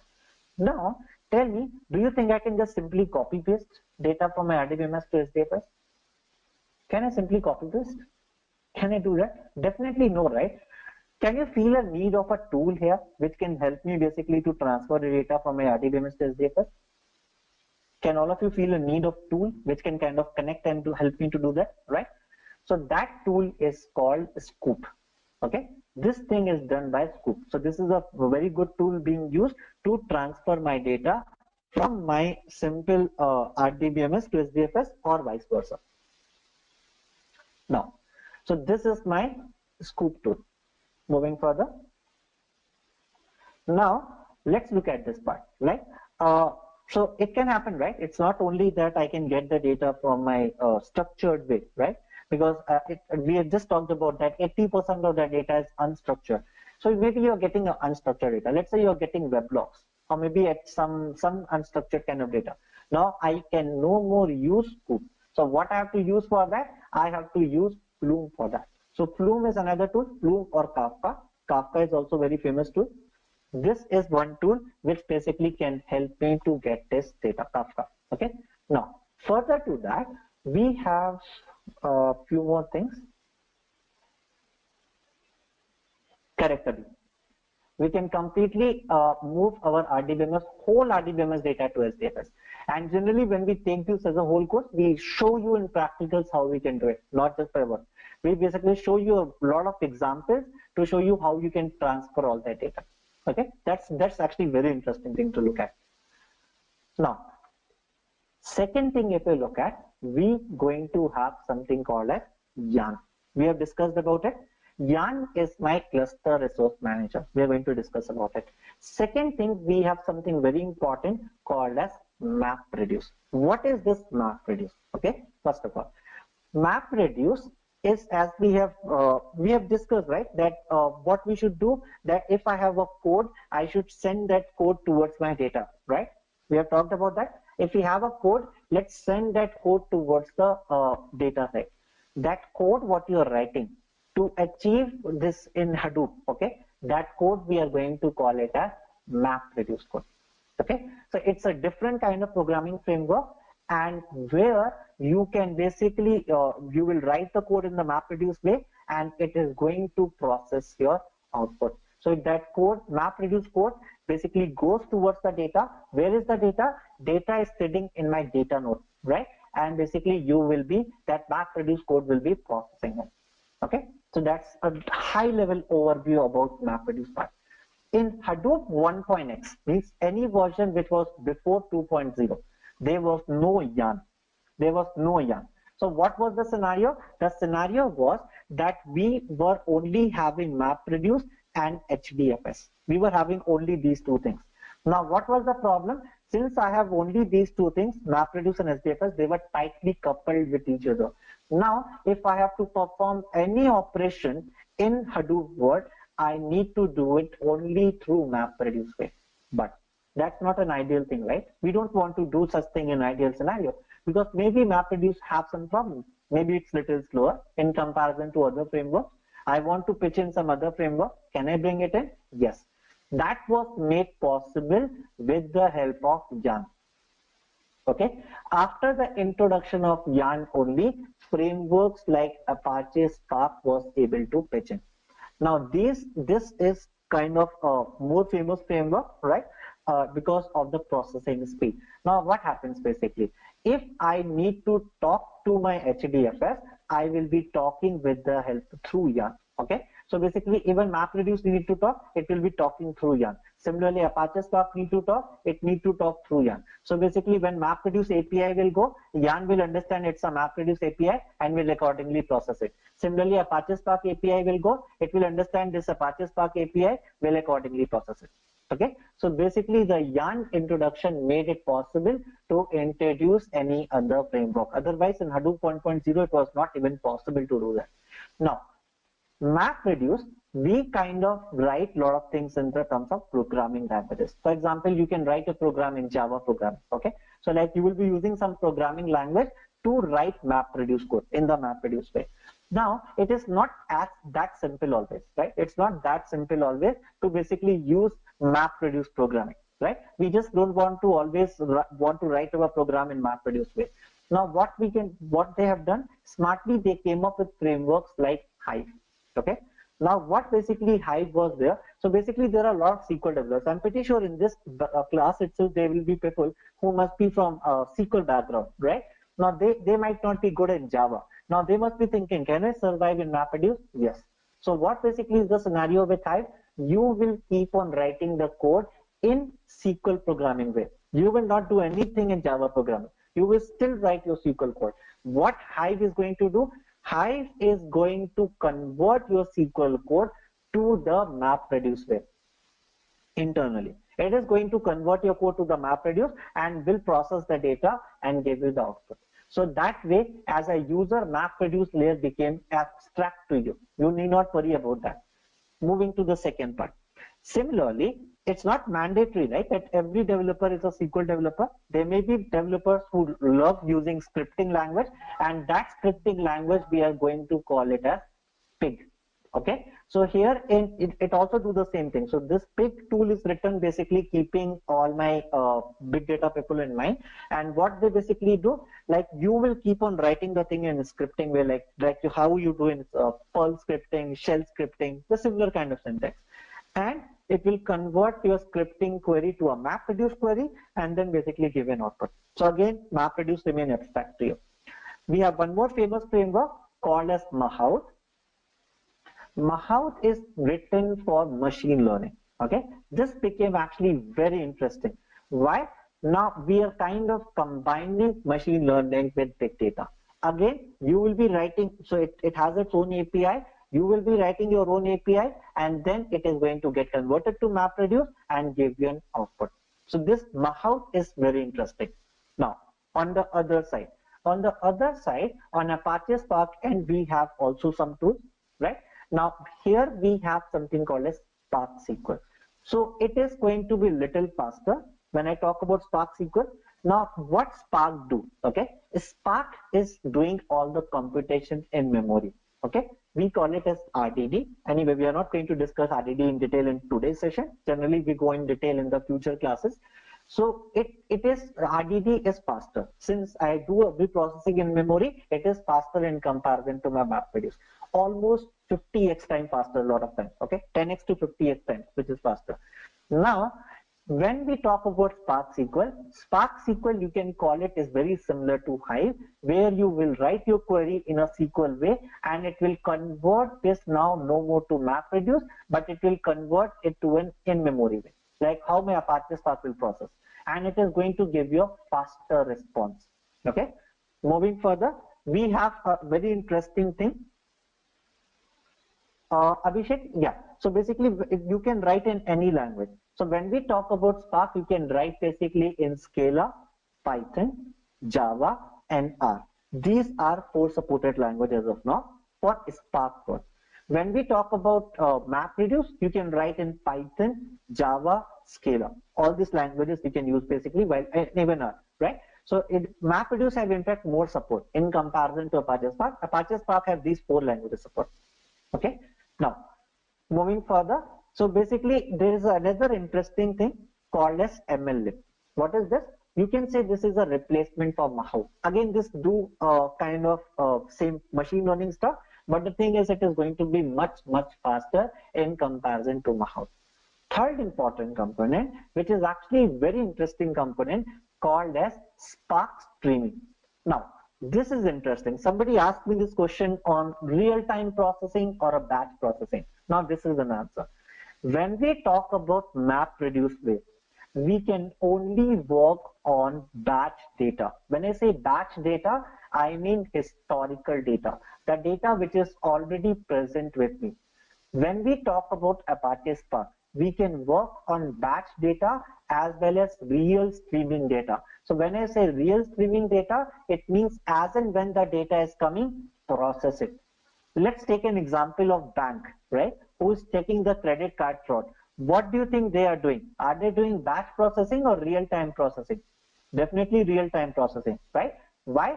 Because they have to immediately detect that this transaction looks fraud, right? They need to immediately predict all that. So this is only possible in Apache Spark world, not possible in MapReduce way. It's near to real time. Basically, you can denote it like 1 second. Okay, near to real time. Definitely, there is no system available which can be called as exact real time. Even when I'm talking to you, it is also not real time, right? Because my voice might be reaching you in seconds, right? At least, or millisecond at least, but not reaching you immediately as and when I'm speaking, right? So even this is not happening at the real time. Even if I'm looking at a laptop, it is not showing me a real-time processing, right? So nothing can be real-time processing in the real-world scenario. It is always going to be near real-time, okay? So these are some of the famous, there are a few more tools, but I just talked about some famous tools about this ecosystem. Now, talking further, now on top of that, we have an interesting thing called as Uzi. Okay, we have something called as Uzi. What's the role of Uzi? Now, let's say if I have written a program in MapReduce, after I have done the program in MapReduce, I have, let's say, whatever output I got, I fed it in my Hive query, okay, Hive tool. After I got the result in Hive query, I fed that output in the pick query, right, in pick tool. So basically what you are using, and maybe on the daily basis you are doing that. Now you have a data, you have written a MapReduce code, same code you have written, whatever data you get, you are basically feeding each to different tools after that, right? Whatever the output is coming, you are feeding to different tools. Now, don't you think it's a better idea to automate this thing, right? And that thing is done by Uzi.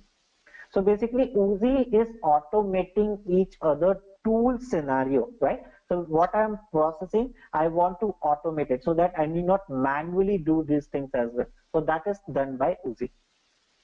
Now you got your answer. Somebody asked me this question that is Uzi the same thing, and I said you will get your answer later. Okay. Now, when we talk about, somebody asked me another question that what's the difference between MR and Yarn, right? Now MR V1. MR V1, remember I was talking about in Hadoop 1.0, Hadoop 2.0. So Hadoop 1.0, when we talk about, we call it as MR V1. Okay. And when we talk about Hadoop 2.0, we will be calling it as MR V2. Okay, which means MapReduce programming version 2. Now, Yarn is a separate entity. As I said, Yarn, if you look at, it's a kind of managing the cluster, right? There are much more things towards it. There are other processes which are involved, which we are going to talk about it. But yes, Yarn is different than MRV1. So now you got your answer as well about this portion. Awesome. Now, moving further, let me now show you back to the slide. Okay. Now, let's see the same thing here. So here also you can notice exactly the same thing, just that only one thing if you can notice here is there's an HBase, right? So basically HBase, as we discussed, it's a NoSQL DB, it's a columnar database available, and that's also can be a part of the system, okay? So it can be applied even with Spark anywhere. So it's a kind of Hadoop database. So we kind of talk in very detail when we talk about this HBase. We have basic HBase as well as advanced HBase, what we talk about. Now, moving further, same thing we are showing now with more tools projection here. If you notice that we have Yarn, SDFS, Scoop. Now we can do the streaming with the help of Kafka. There is one more platform, what is called Storm. Anyway, the Storm, we have Spark, we have MapReduce. With Hive, if we talk about analytics, we have not only Hive, but we also have one more tool called as Drill, but Hive is more famous. So basically that's what people prefer. Spark, we have talked about now how Spark MLA, Pig, right? Similarly, we have multiple things. We can talk about Zookeeper, Ambari, Hue. So when we talk about Ambari, Hue, they are basically UI tool. I will show you that once I move to practical. These are basically UI tool to help you to do a lot of stuff. Zookeeper kind of help you to manage all these tools. Like we got so much of tool, right? Now it's similar to, you can take it like when, if you have gone to zoo till now.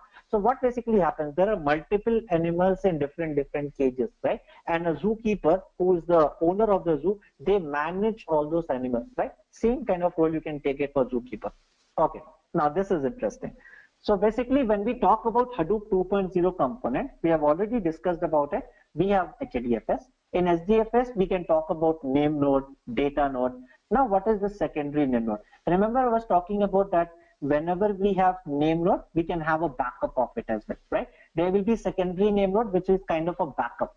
It is going to basically make sure that if my main active name node fails, in that case, immediately my secondary name node should pitch in, okay? That is kind of a backup. Second thing, when we talk about yarn, there are two important components of it. Number one component is resource manager, and second one is node manager. Resource manager is the one which sits at the master machine, while at the other hand, the node manager is the one which sits at the slave machine, means at the data node machine. We are going to discuss this part in little detail, okay? Once we talk about the architecture, what this basically each thing do, we are going to discuss that part. Now, so when we talk about this component, like if the client is submitting any sort of Hadoop request, it will go to name node, right? Now name node will distribute towards the data node. Now node manager also sits at the data node itself. You can relate node manager as like the node which is managing the data node. You can say like your skill set, right? If you want to take an example.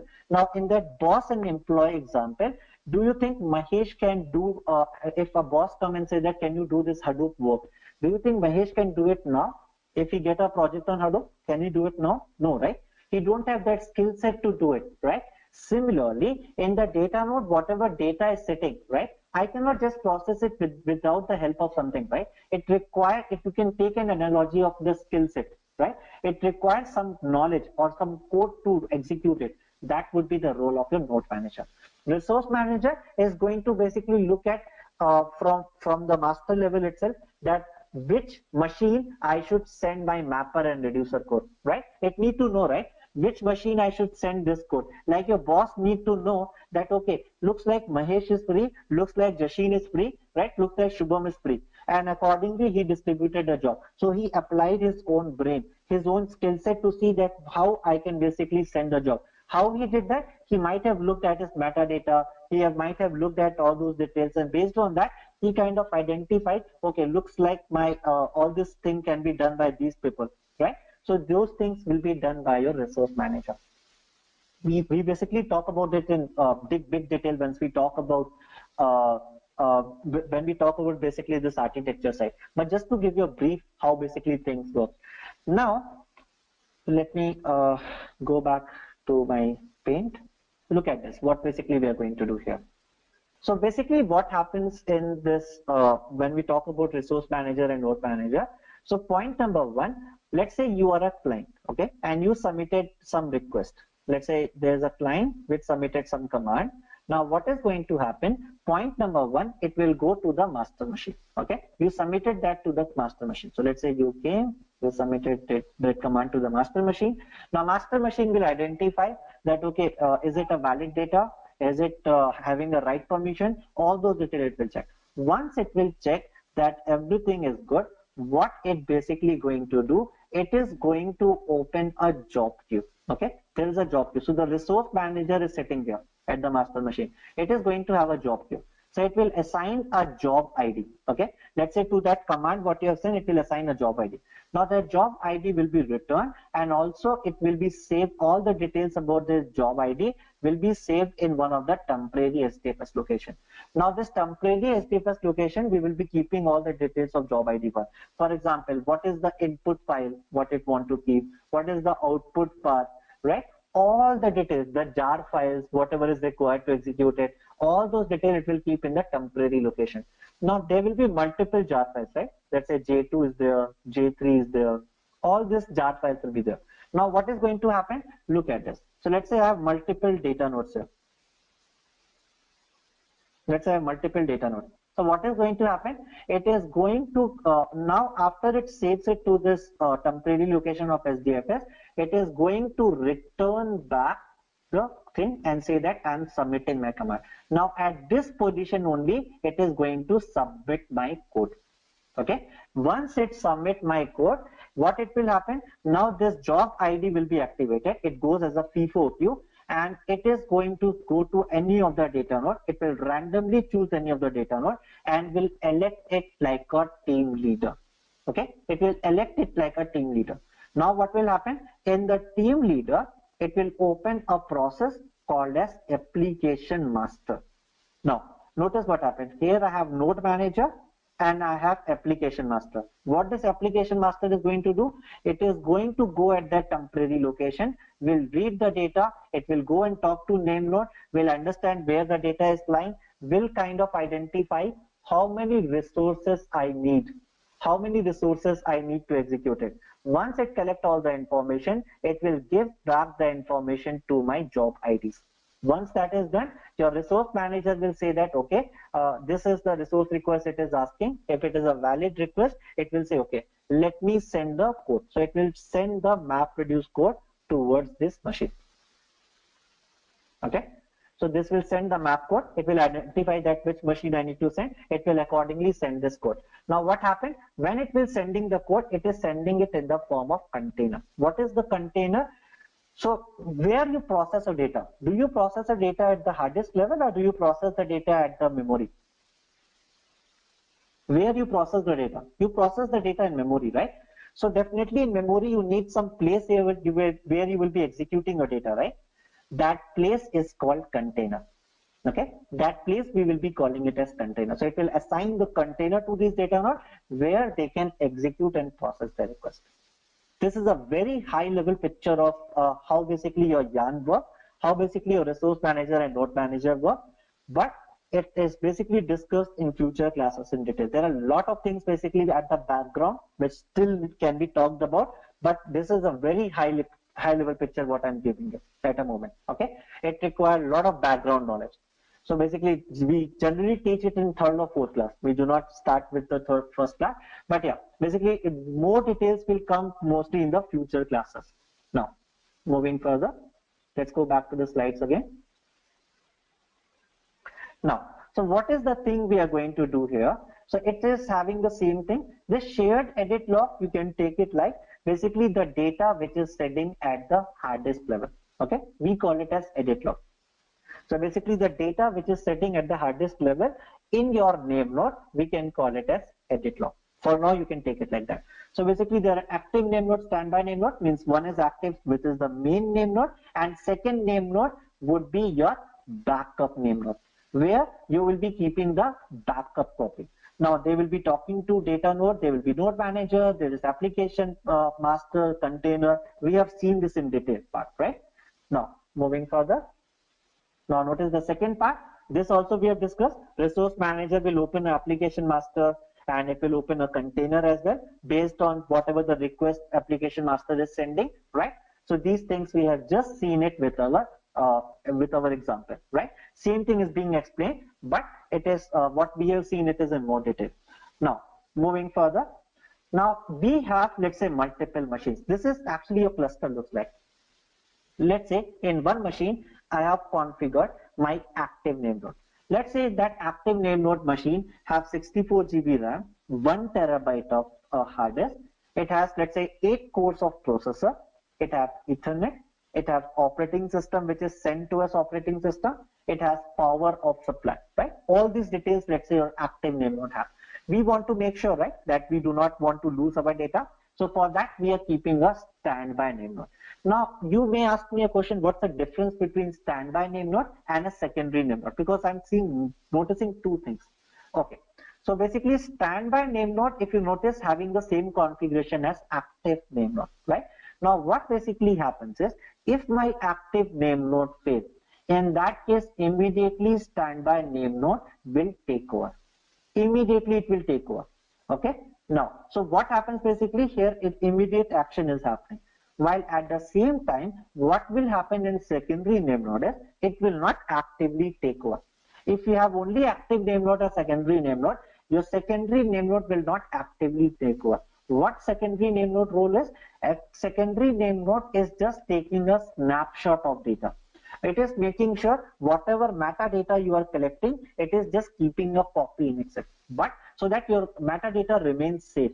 But it is not going to become active if my active machine fails. Okay, that's the difference between secondary name node and standby name node. Now, similarly, data nodes will also be there, multiple data nodes.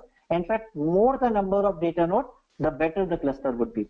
So basically, we want to achieve more and more data nodes whenever we create a cluster. Now, so let's look at some basically in some of our examples. So let me share my machine. Okay, now look at this. So if I need to look at what are the processes running at the moment, what I need to do, I need to type sudo JPS. What is this JPS? This is a Java process. Now, if I enter this, can everybody remember some part of it? Can you notice that I have a data node showing up, I have a node manager showing up, I have name node showing up, I have resources are part of a single machine, right? In my same machine, all this process is running. So in my same machine, it's something, the scenario is something like this, that I have one machine, and in this one machine, I am going to have all this process. Like I have data node, I have name node, right? And I have resource manager, I have node manager. All these processes are part of this machine itself, right? This is called pseudo distributed node. Second kind of machine which is possible, which is actually preferred, is what we have seen in our PPT, right? So let's say one machine which is dedicated to name node. Okay, there is another machine which is dedicated to, let's say, as a resource manager. There is another machine which is going to have dedicatedly like data node and node manager. Okay, so basically all these processes are a part of different machines. Okay, so this is called a cluster. This is called fully cluster mode thing. Okay, and in production system you will be finding this. For trainings and all, if you want to just do practice in a machine, this goes well. That in one machine you can have all the process and everything works fine. But if it was a cluster, you might have noticed only, let's say, name node on this machine, not any other thing, right? In that case, this cluster have only, let's say, this is my name node machine, right? But currently it's a pseudo distributed one. So the way to look at in which machine what is working, you need to type sudo JPS, Java process. Let's go back to our slides again. Okay, now let's see, so we are just near to end, friends. So I hope that you are all active by now. I know that we have already talked continuously for 2 hours, but just few minutes and then we are done. Okay, now let's take an interesting example of Reddit use case. So in Reddit use case, so what was the problem statement? They get multiple different kind of links and all, and basically they want to make sure that they want to find out which is the top link, because each different web pages is getting, let's say, different sort of comments, different sort of likes, right? Based on that, they want to identify that what exactly is the number of which is better, right? Which is the top rated link. All those things they need to identify. How they can do that? They can do that with the help of this kind of steps. What they will do, initially they will be having, let's say, an XML file. Now, as XML file is a semi-structured data, right? Or you can call it in the category of unstructured data. Now, what is going to happen? We are going to bring it to the HDFS. Now, after bringing it to HDFS, we are going to do a processing here with the help of MapReduce programming. And after we will complete the MapReduce programming, we will, whatever output we are going to get from my HDFS, I'm going to push it to the pig. From pig, I'm again going to do some processing. From pig, whatever output is going to come, I'm going to push it towards my hive. Further to hive, I'm going to use my scoop to push my final output to my MySQL DB. And then by using some user interface, we can basically show it if we want. Okay, so we are going to see a small practical of these things. So let's see what will be the high level overview of it. Let's say we have an XML file. Now we will be running some MapReduce job. Anyway, you may ask me this question right now. We don't know what is MapReduce. I don't know how to write BigQuery. Then how come I will understand that? No need to understand that. So the way what we are talking about is, we want to show you that how your last project will look like. Okay. Now we want to show you a running project in Hadoop, and further to that, once we will complete all this topic, we generally come back to the same project and then see that have we understood everything in detail or not. Are we able to execute this kind of query or not? These are the problems which we will be solving in your company as well. Okay. Now let's say if I have, so what is going to happen? I have an XML file. I will push it to HDFS. From HDFS, I will be checking that my MapReduce job I will be executing by some programming language. It may be a dumb logic, and then basically decide that if my review is good or bad. So there is some program which you need to keep it like an abstract program, because we have not seen the MapReduce programming, so we are not going to go into that detail. Just that we are going to run it to execute that. We are going to get a structured data. That is also going to be a part of my Hadoop. Once that happens, I am going to basically introduce it to the pig. Once we got it introduced to pig, we are going to separate out my category data and my rating data. And I'm going to make that as an input to Hive. Now I'm going to write some fancy queries, and I can do some processing on top of it. After I will do that, I will use Scoop to dump my data to my MySQL. That will be our thing which we are going to perform in next 10-15 minutes. Okay. So going back to my machine again. So what is the first thing we need to do? So first thing, let's go to our project where we have some files. Now, first point. This is the data what we are going to use. So we are going to use social ODP 2K9 underscore annotation.xml data. Now let me tell you about this data. This is an XML file having all the details about your data. So first thing, remember I was talking about Embari hue and all. Now let's see a part of hue quickly. Let's say this is my hue. So the more details we discuss when we talk about in classes. So basically you can connect with localhost 8888. Once you do that, it will open a portal like this. This is nothing but a UI tool for your Hadoop framework. With your UI tool itself, you can perform many things. For example, I can go to the file browser. It will show me all the HDFS file path. Let's open it. Let's say here I go to my root folder. Notice it's very easy to scroll in here, right? And I want to create a new directory here. So let me create a new directory. Let's create it as project 1. Okay. Let's say I created as project 1. I click create. Notice I created a directory. Okay. Now, once I create a directory project 1, I can come here in project directory. Now I will upload that file which I was showing you. So let's upload that file. Oh, sorry. 1 second. So I have to upload that file. I just clicked on new actually. I need to click on upload files, and from here I can just click on select files. Now can you notice this social ODP 2K9? Can you see this is 504 MB? Right? It's a huge file. Now let's click open this file. Okay, it will get uploaded. So what is going to happen here? It is going to upload my huge file in my HDFS. Okay, I'm going to bring in the HDFS directory. Anyway, need not worry about this part. It has a lot of background at the end, which we are not talking about. So basically those things comes in the class. So right now you have to just see that how we can execute our end-to-end project. Need not worry about what we are doing, because these things basically are being explained in detail. What is you? Is this the only way to do the bring the file? Why it is different from Linux operating system, right? So all those things we basically discuss when we go over the further class. Definitely in one class it was kind of impossible for to show you everything, but just to give an overview. So now here I got my file. Now what is the next step? I need to look at the second file, this review.jar. This review.jar is being created with the help of my MapReduce program. So here we are ignoring everything with respect to MapReduce programming, because MapReduce program we have not learned. So we just want to use this review.jar file in order to execute this program. So look at this. So Hadoop jar, this is the command basically to execute it. Right now keep it as a black box, and it's going to take a bit of time. Because why it's going to take a bit of time? It's a huge file. Second thing, why it's going to take a huge time?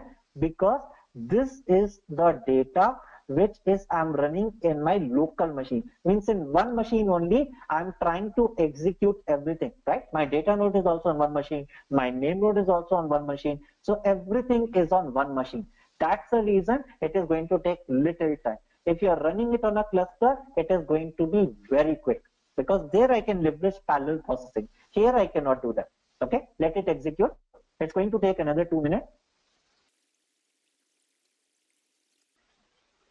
Meanwhile, if you guys have any question, please ask me about what we have done. Any questions? Feel free to ask me right now. If you have any questions with respect to the course, like how Edureka takes it, what are the things we cover, any sort of questions which is unanswered from your end, uh, any detail, like how basically industry things looks like. If you have any sort of question, feel free to ask me while we are executing these codes as well.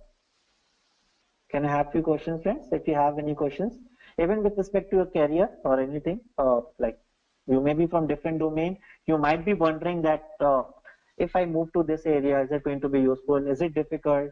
What background I require? Any sort of question. Still at 38%. Okay, let it complete because it's a huge file. So we want to show you basically that how in real-time industry with a huge file also it works. It's just that we are not able to leverage the parallelism here. That's the only difference. Okay, so as you can notice, this job is done now. Now let's go and see if it has created any directory. Currently, there is no directory showing up, right? Now, with the help of this program, I have created an output. Okay, look at this output. So this is my output file having this kind of data, right? Now, what I'm going to do, I'm going to use this output now and going to fit in my pig. So what is the thing I'm going to do? First of all, I need to connect to pig. To connect to pig, I will be typing pig. Let it enter. Now, what is the next thing we need to do? We need to basically create that thing in my page. So I'm loading the data. Remember, I have the data in project1/out. This was our directory, project1/out. So I'm keeping this file and creating a bag. Bag is basically kind of data set what we have created. Now, once we did that, we need to basically apply some logic. Let's just hit it. So we just created the hash value in the trim of category, and then we are just storing this value. Okay, we are just storing this value in our HDFS once again. Again, it's going to take a bit of time because again, it's going to launch a map. Just can you notice here? I have written the thing in my scripting way, and it is converting my program to map reduce way. That's what we have discussed, right? Now, let it execute. Now, this is complete, and after that, again, I will do some operation in pig and want to again store some data. Meanwhile, let's go to view and see that if it has created something. Can everybody notice it stored some data? So my pig output, what I have just received, I'm storing that also. I'm storing it in my HDFS. Now, this output will be my input of my Hive query. Let this also be complete. Now, this is also done. So we can just come out of this terminal, okay, and get connected to my Hive terminal. This last command also must have generated some directory. Look at this. Can everybody see that we got URL underscore review district? That is also an output which being generated by pig. And now we will see that how we can use that in our Hive. Okay, first of all, let's see that if we have any table already by name as URL underscore cat. If it's there, we can just remove it just to make sure that we don't have any table existing. Now, further to that, notice this sounds very much similar to SQL query. We see it in more detail in the Hive classes. So we created a table. What is external and all, let's not worry about it. Okay, these things basically come in detail when we take the classes. Now, further to that, I want to load some data. Now, how to load the data? I will be going to this URL cat. Let's look at this URL cat and see the file what we have. We have a file part-time 00000 right?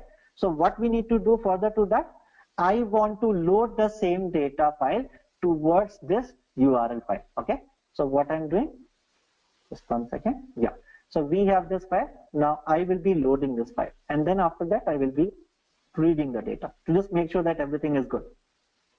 So this load data will load the file into this table, and further to that, I'm just hitting select aspect from this. So just see that its query is same. We can just view the data, right? So it's a use data. That's why it's showing you like this.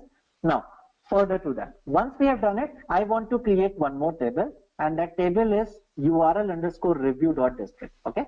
Now let's going to again go back and first see that this should not be there. Drop table. This is a good practice to always make sure that if there should be no existing table by this name, otherwise you may again recreate it. Now we will create another table. Remember, we have two files being created while playing with our pick. So those two files we are just using it. Now, once we have done it, we also want to load this data quickly. We can also view this data, right? So how it came? It came basically from these two files. One is from URL underscore cat, and second is from URL underscore review underscore district. So from this, I have taken an input to my to hive table. Okay. Now further to that. So once we are done with this, now we are done with this part, right? Now further to that, if I want to basically create any other, like I want to do some analysis, I want to do a lot of analytics, I can do it in Hive itself by using, let's say, select count as trig, and basically whatever performance you want to do, right? Now I want to load some more data here. This is some dump logic right now. Just let's not worry about this logic part. Currently keep this logic as a black box. Again, this is going to take a bit of time because this is again running on a huge data. It generally takes 4 to 5 minutes for this query. So we have to just wait. There are a lot of map reduce happening. If you notice, there's a lot of map reduce happening with this query. Arun, have a question. Can you please tell me something on the career in Hadoop? I can see a lot of roles are there: developer, administrator, architect. Yes, Arun, actually that's a good question. So basically there are multiple kind of roles you can fit in. Like you can see, once you complete this course, right, you can expect a developer and an architect kind of role, right? Architect role will basically come with an experience where you will be looking at with respect to, okay, that how to basically organize all this tool, how to basically, like we have just seen in the Reddit project, right? Now somebody may argue that I should have used Hive before Peg, right? Why not I have used Peg? Why have used Peg before Hive, even in this example, right? So if we talk with those terminologies, it comes in the architect side where you will be designing the things, looking at basically how to improve the performance, what should come first after that, what tool I should use for which problem. All those comes as a part of architect. Okay. Developer is something what we are already doing, and developer and architect thing which we basically look at this course. Now coming to the administrator part, you are seeing this portion, right? How to configure this cluster, right? How to configure this cluster, that's become important. We need to look at that, okay, where I should set my name node, how to set my data node, how to install Hadoop in different machines, right? How to do that, that's a part of administrator. So usually you will notice in some jobs, administrator will be different role in comparison to my developer role. And that's the reason you will look, if you see Edureka, they also have a separate course for that, right? But in developer course itself, we also talk about administrator so that you need not basically go and look at some other place. So that will be there. So in this course, you will be coming out as a mix of things, but generally when you will go and looking for a job, it will be kind of a developer role where they will be expecting you to code things like what I have shown you, architecting things. These things go hand in hand, and administrator role you will find it mostly separately, like how to install the cluster, how to bring a cluster up. Okay, right? Now we just executed our query. Once we executed this query, what is the next thing? I need to basically use code to basically bring the data. But before that, I want to create a table Edureka in my MySQL DB. So I have MySQL DB already ready. So I can connect to it. MySQL-u, U is for username. My username is training here. Password is also my training here. Let's get connected. I want to use a database Laudeka, which is present with me. Now I want to see what tables I have. Let's see if I have Edureka here. No, I don't have Edureka here. So I want to create an Edureka table. Okay. Now, so how to create it? Let's create a schema for it. Now we got this Edureka. Okay, we just created a structure of this Edureka. Now let's come out of it. Once we come out of it, what is the next part I need to do? Next part is I want to basically bring my output. So what we have done till now, we got our data, right? We got our data and we want to bring that data now to my basically to my MySQL. What is the data what I want to bring? Look at this file. Let's refresh it. Can you see this review final? That is the data which we have just got it from the Hive. Now this data we want to push it to my MySQL DB in Edureka table. How I can do it? We have just learned it that we can push the data using scoop. So by using scoop, we will be pushing this data. So let's do that. So we will not understand this command. Right now you have to keep it as a black box. So using a scoop, basically we will be pushing that data in my Edureka table. Look at this. It is also going to take just 2 minutes. Also notice even scoop is internally using MapReduce program only, right? So if you notice, a lot of things here are with respect to MapReduce. Because when we will talk about MapReduce, any tool which is being developed is kind of going to convert your query to MapReduce way. So this is how basically things works in Hadoop side, especially when we talk about MapReduce computing. When we talk about Spark computing, that's a different story. There we kind of talk about with respect to RDD's way. Arun have a question. I have heard a tool Apache Plume also. How is it different than Plume? Scoop. Okay, a good question. So like we have discussed in our Hadoop ecosystem, when we talk about Scoop, we are dealing with structured data. Structured data which is coming from my RDBMS system. When we talk about something like Flume, we basically talk about unstructured data as well. So you can basically stream your data. You can basically bring all the unstructured data as well by using Flume. Even with Flume, we have one interesting thing called as Kafka. That is actually better, which is kind of messaging queue. Now, let's get connected to MySQL.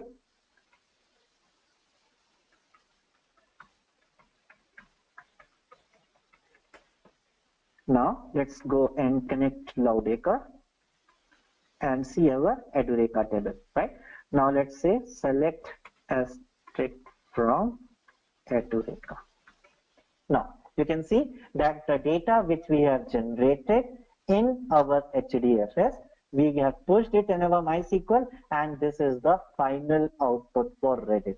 Now, lot of things here you can notice that it's a kind of black box because we have not yet talked about it, but this is just to give you a view that how in industry people use Hadoop, what kind of problem they solve, and how each component can be interconnected with each other. If I want, I can basically create this workflow by using Uzi as well. I can use Uzi and kind of automate this for rule, right? So that I need not rerun it again and again, right? But that's the second part of it. But here, this is the way, it's a very high level way how we execute the project. So generally we teach every stuff, and in the end we come back to this project again and usually see and notice that how basically this have we understood each line of code or not, right? Because now it becomes important for us to understand how basically things are working. Right now we have seen it as everything as a black box, right? Then we see it in detail in the classes. So this is it from my end. Is there any question from your side? Anything with respect to the course or what we have gone through technically? There are a lot of things in Hadoop. The way generally we teach in Edureka is kind of we generally use a lot of analogies, we use whiteboards. This is generally the way most of the trainers use, so that you kind of understand even a complicated topic like Hadoop in a very easy manner. Any questions from anyone? How many projects are there in the courses? Around 7 projects around. Okay, so this is one of the projects we have just seen, right? Other than that, there are 7 more projects, and that give you a very good exposure in terms of learning. Okay, you will learn a lot. When just imagine that with one project you can make out so much. With 7 projects, what would be your scenario, right? How much knowledge you will gain after completing that? Any other questions from anyone? Okay, so thank you everyone. So I hope that we will see you again tomorrow. If you want to enroll for any of the Edureka courses. Thank you everyone. Okay, you want me to show the LMS? Fine, just let me quickly show. So let me just quickly show the LMS, how it looks like in Edureka. Okay, so this is how once you will log in, this will look like. Now you have to click on My Courses. If you enroll, basically this will go in your My Courses. You can ignore the rest of the courses, what we have. Now, let's say if we want to go to any of the course, let's say if I go for Spark certification course, right? Let's go here. Every course will look at exactly the same way. Now, you will notice that we are going to have multiple modules. There will be course content tab, pre-recording tab. So here they will be for different trainers. It will be there, right? And basically for course content, there will be different modules what we're gonna have. And each module what we're gonna have is going to be part of this presentations and all, right? Presentation, quizzes, assignment, and even the whatever recording. So every recording also you will be getting it. So it's basically not only this part, but also the recording parts will be available. Okay. So once we complete the course, within few hours, the recordings will be available, and those also you can review as many number of times as you want. And there are codes, whatever be the trainers use in the class, everything will be in the detailed format. Also the installation guides, how you can create an environment. Your trainers tell you how to do that, how to bring up those machines. Like I was using a one machine, right? How to bring up those machines. Everything is also documented, but also the trainers also guide you across for everything else. Okay, so this is basically your LMS looks like. For any course you can look at like this.